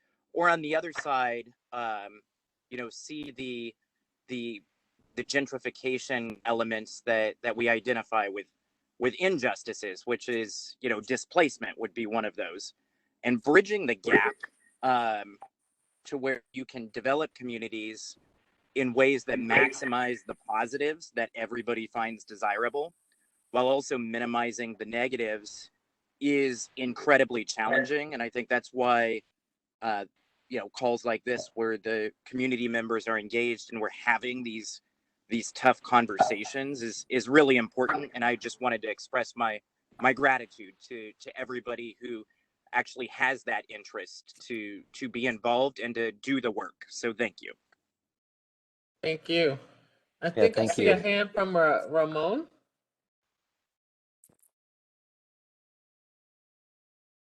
Hi, yes. My comments were, can you hear me? Yeah, my Yes. comments were in relation to language justice.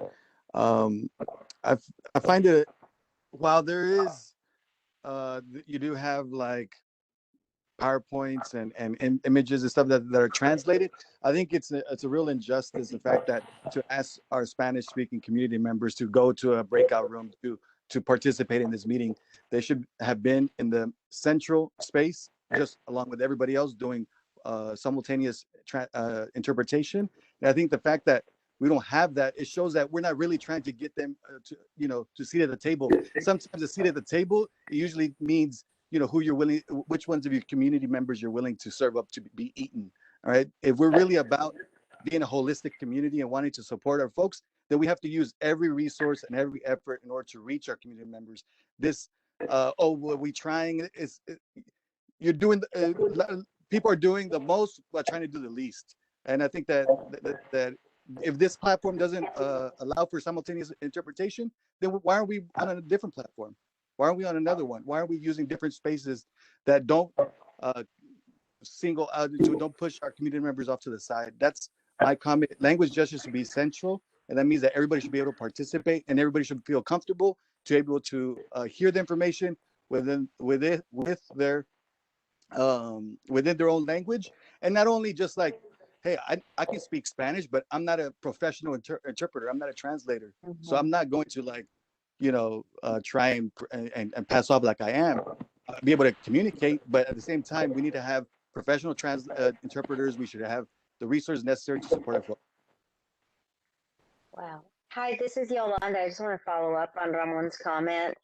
I know that sitting on the task force, I know that the city did work really hard to try to find the best platform. But I also know that since then, I sat in on a Garamia performance and then panel presentation where they used Zoom and they were able to do simultaneous translation. So I just want to share that with city staff. Garamia Theater Company just set a really great example of being able to do panel discussions in simultaneous English-Spanish translation. And we are aware of that, and Zoom is not supported by the city at this point because of, well, I won't go into why, but it's not. And that's why we tried our very best to find the best alternative, which was to try to do the exact same presentation in a separate room and then coalesce everyone back together for Q&A. But I don't know if there's anything else at this point as far as, you know, the Zoom option that we can do, but we've asked many times. Yeah, and Perhaps I just want to acknowledge both those comments. Mm-hmm. I was just gonna say I want to acknowledge both those comments as valid and something that absolutely that we don't feel great about that either. We've struggled with and tried to overcome this entire time, and it's been frustrating. It's been extremely challenging, and I think that you have every right to feel that having to go to a separate breakout room is could be thought of as an unjust way to do the meeting, or that we haven't tried to listen to everybody's voice. And so I just want to acknowledge that, because it is something that we've been dealing with ever since the pandemic started, and we've been doing this process. I am more excited to meet in person than probably any person on this call. So I'm look forward to doing in-person engagement and having the ability to have live translators there. And we know that Zoom does exist, but we just can't use it. And until that's resolved, unfortunately, we're stuck with this. Somebody noted in the chat that's, I think, worth exploring. And again, this is kind of paraphrasing, but looking for a third-party partner, like a nonprofit, that can perhaps help facilitate. So the things that the city might have limitations on might be facilitated by a third-party group that's in this area. Again, going back to a nonprofit organization or even Heritage Oak Cliff. No, I appreciate that comment. That's an interesting idea. Yeah, we shouldn't say yes, acknowledge, and then continue moving forward with the process, because we're not acknowledging it. We're continuing moving forward. You're just basically just pushing it off to the side. It has to be acknowledged. We're gonna go back and revisit whatever other options that have been presented this evening, and pursue those options and look at any other methods and opportunities to engage and extend our outreach. That's what we've done in the past, and that's what got us to this point, which was better than when we started. But that is what we will do.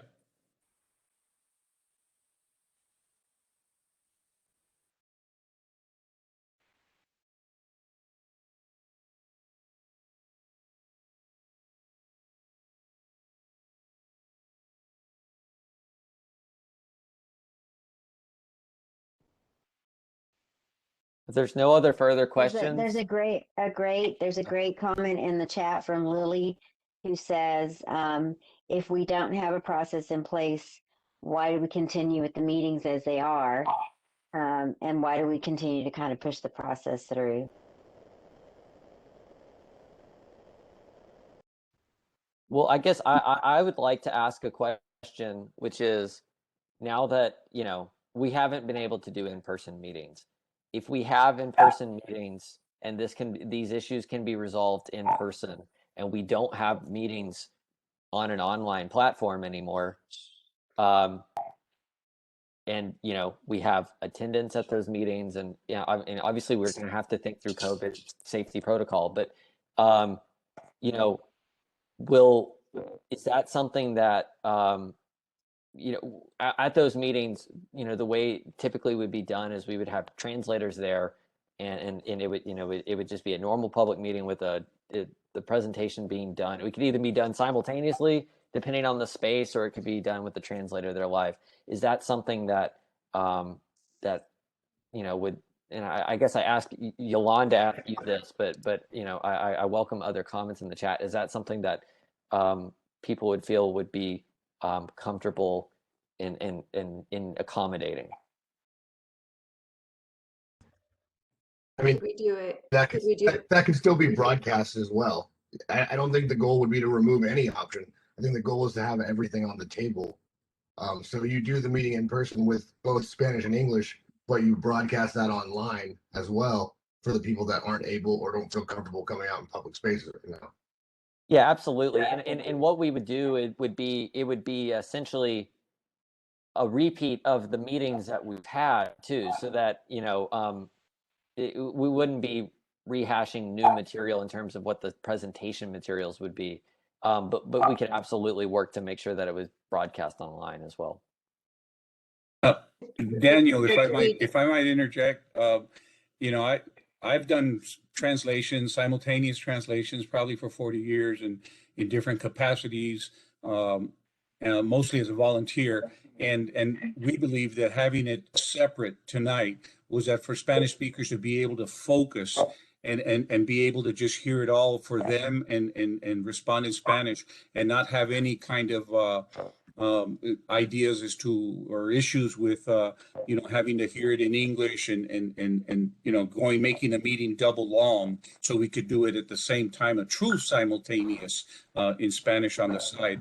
All of these ideas were brought forth as to having we looked into Zoom and realized we could not use Zoom. So anything, as you said, Ramon, that could be helpful in this, but doing it separate was not meant to disrespect. It was the opposite. It was meant to give more respect and say, this is for you and only for you at this time, and not to be shared, and so that you could focus more.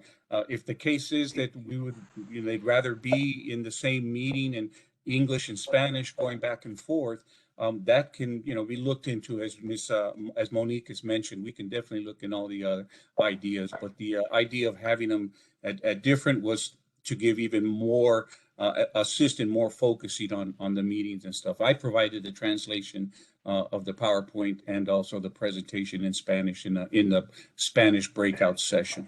And let me also add.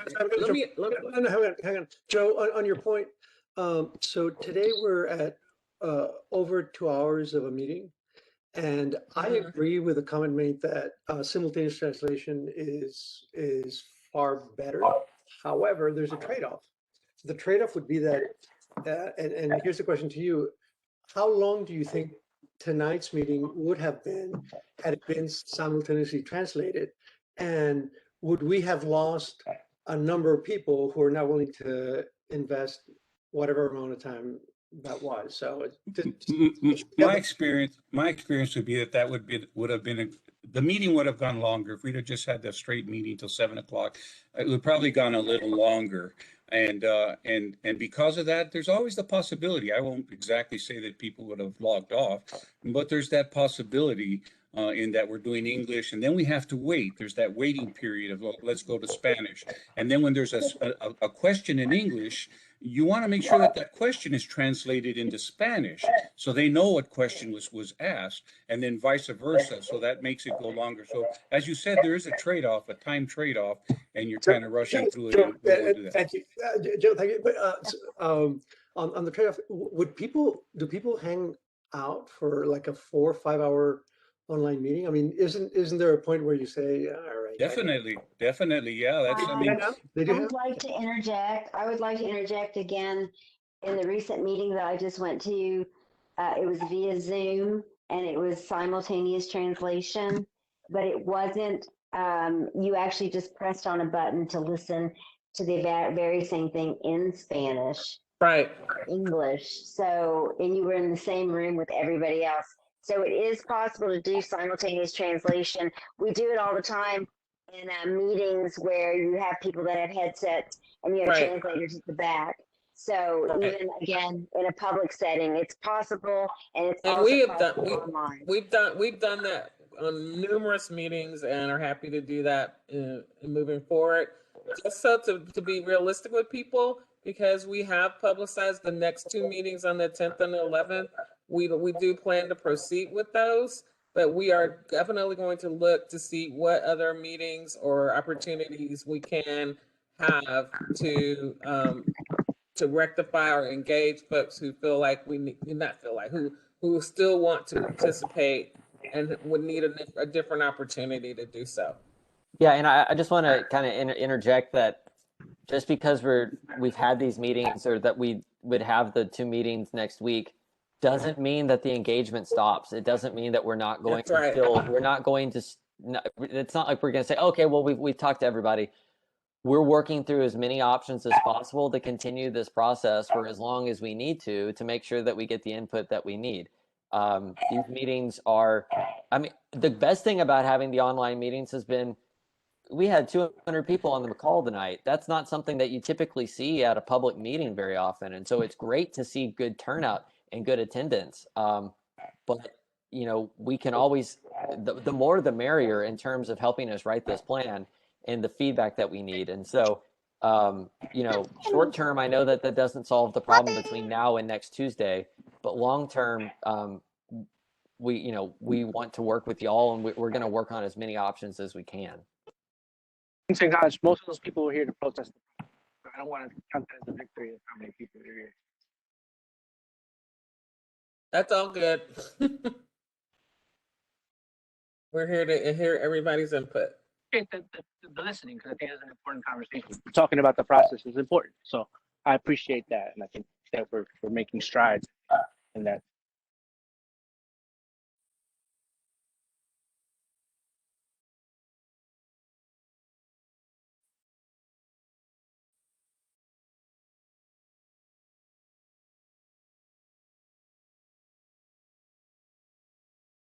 And thank you all for putting your comments of thanks and your feedback into the chat. We appreciate that. You're welcome.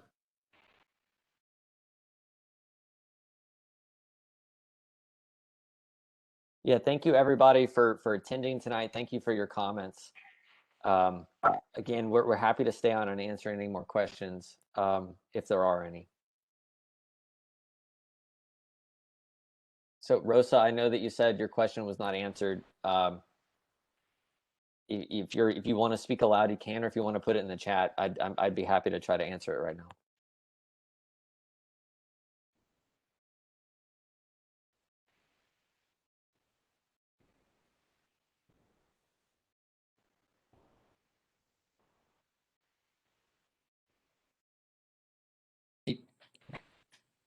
Hey, Daniel, since we're going to rate, if we're waiting on Rosa, I have a question. So if the community, let's say next week's meeting, 75211, if you start to get responses that the majority of the community heavily does not want to proceed with this plan, what are the next steps? Do you guys continue to move forward? What is the trajectory of neighborhood self-determination mean to you all? Yeah, well, ultimately, I think that might be a question that my director peer might be best able to answer.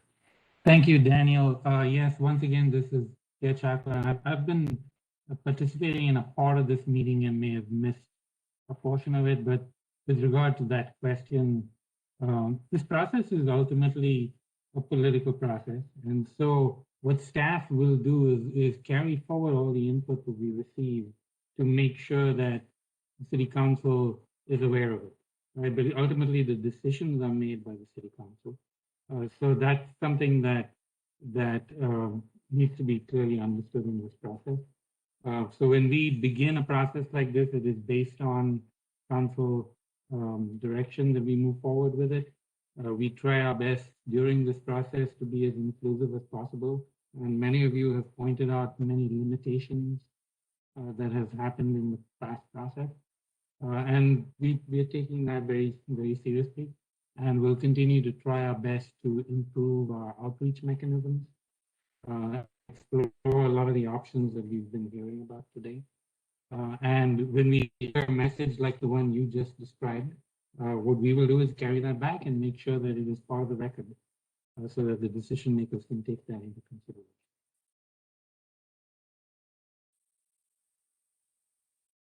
Thank you.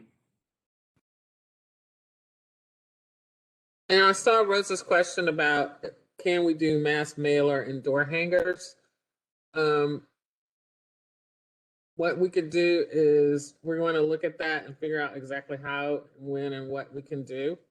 And we can, if Rosa, if you want to put your email or phone number in, we can follow up with you to let you know specifically.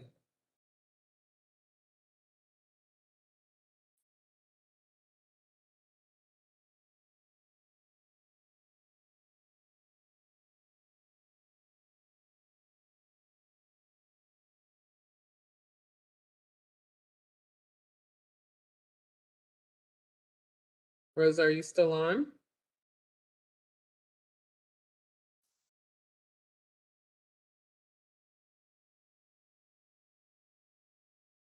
Okay, can you hear me? Yes.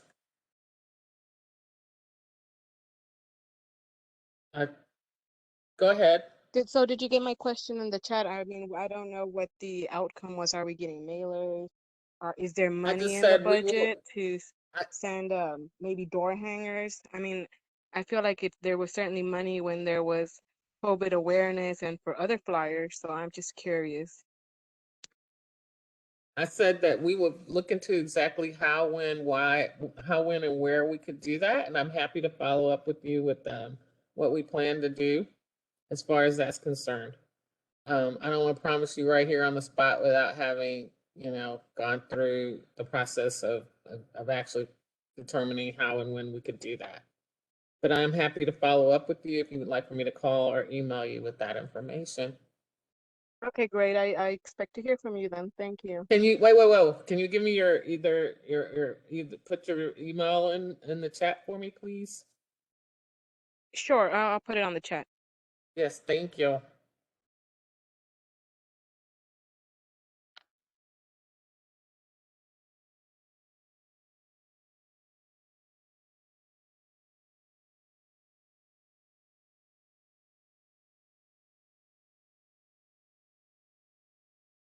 Okay, Rosa, I see it. I have it. I'm writing it down. Thank you.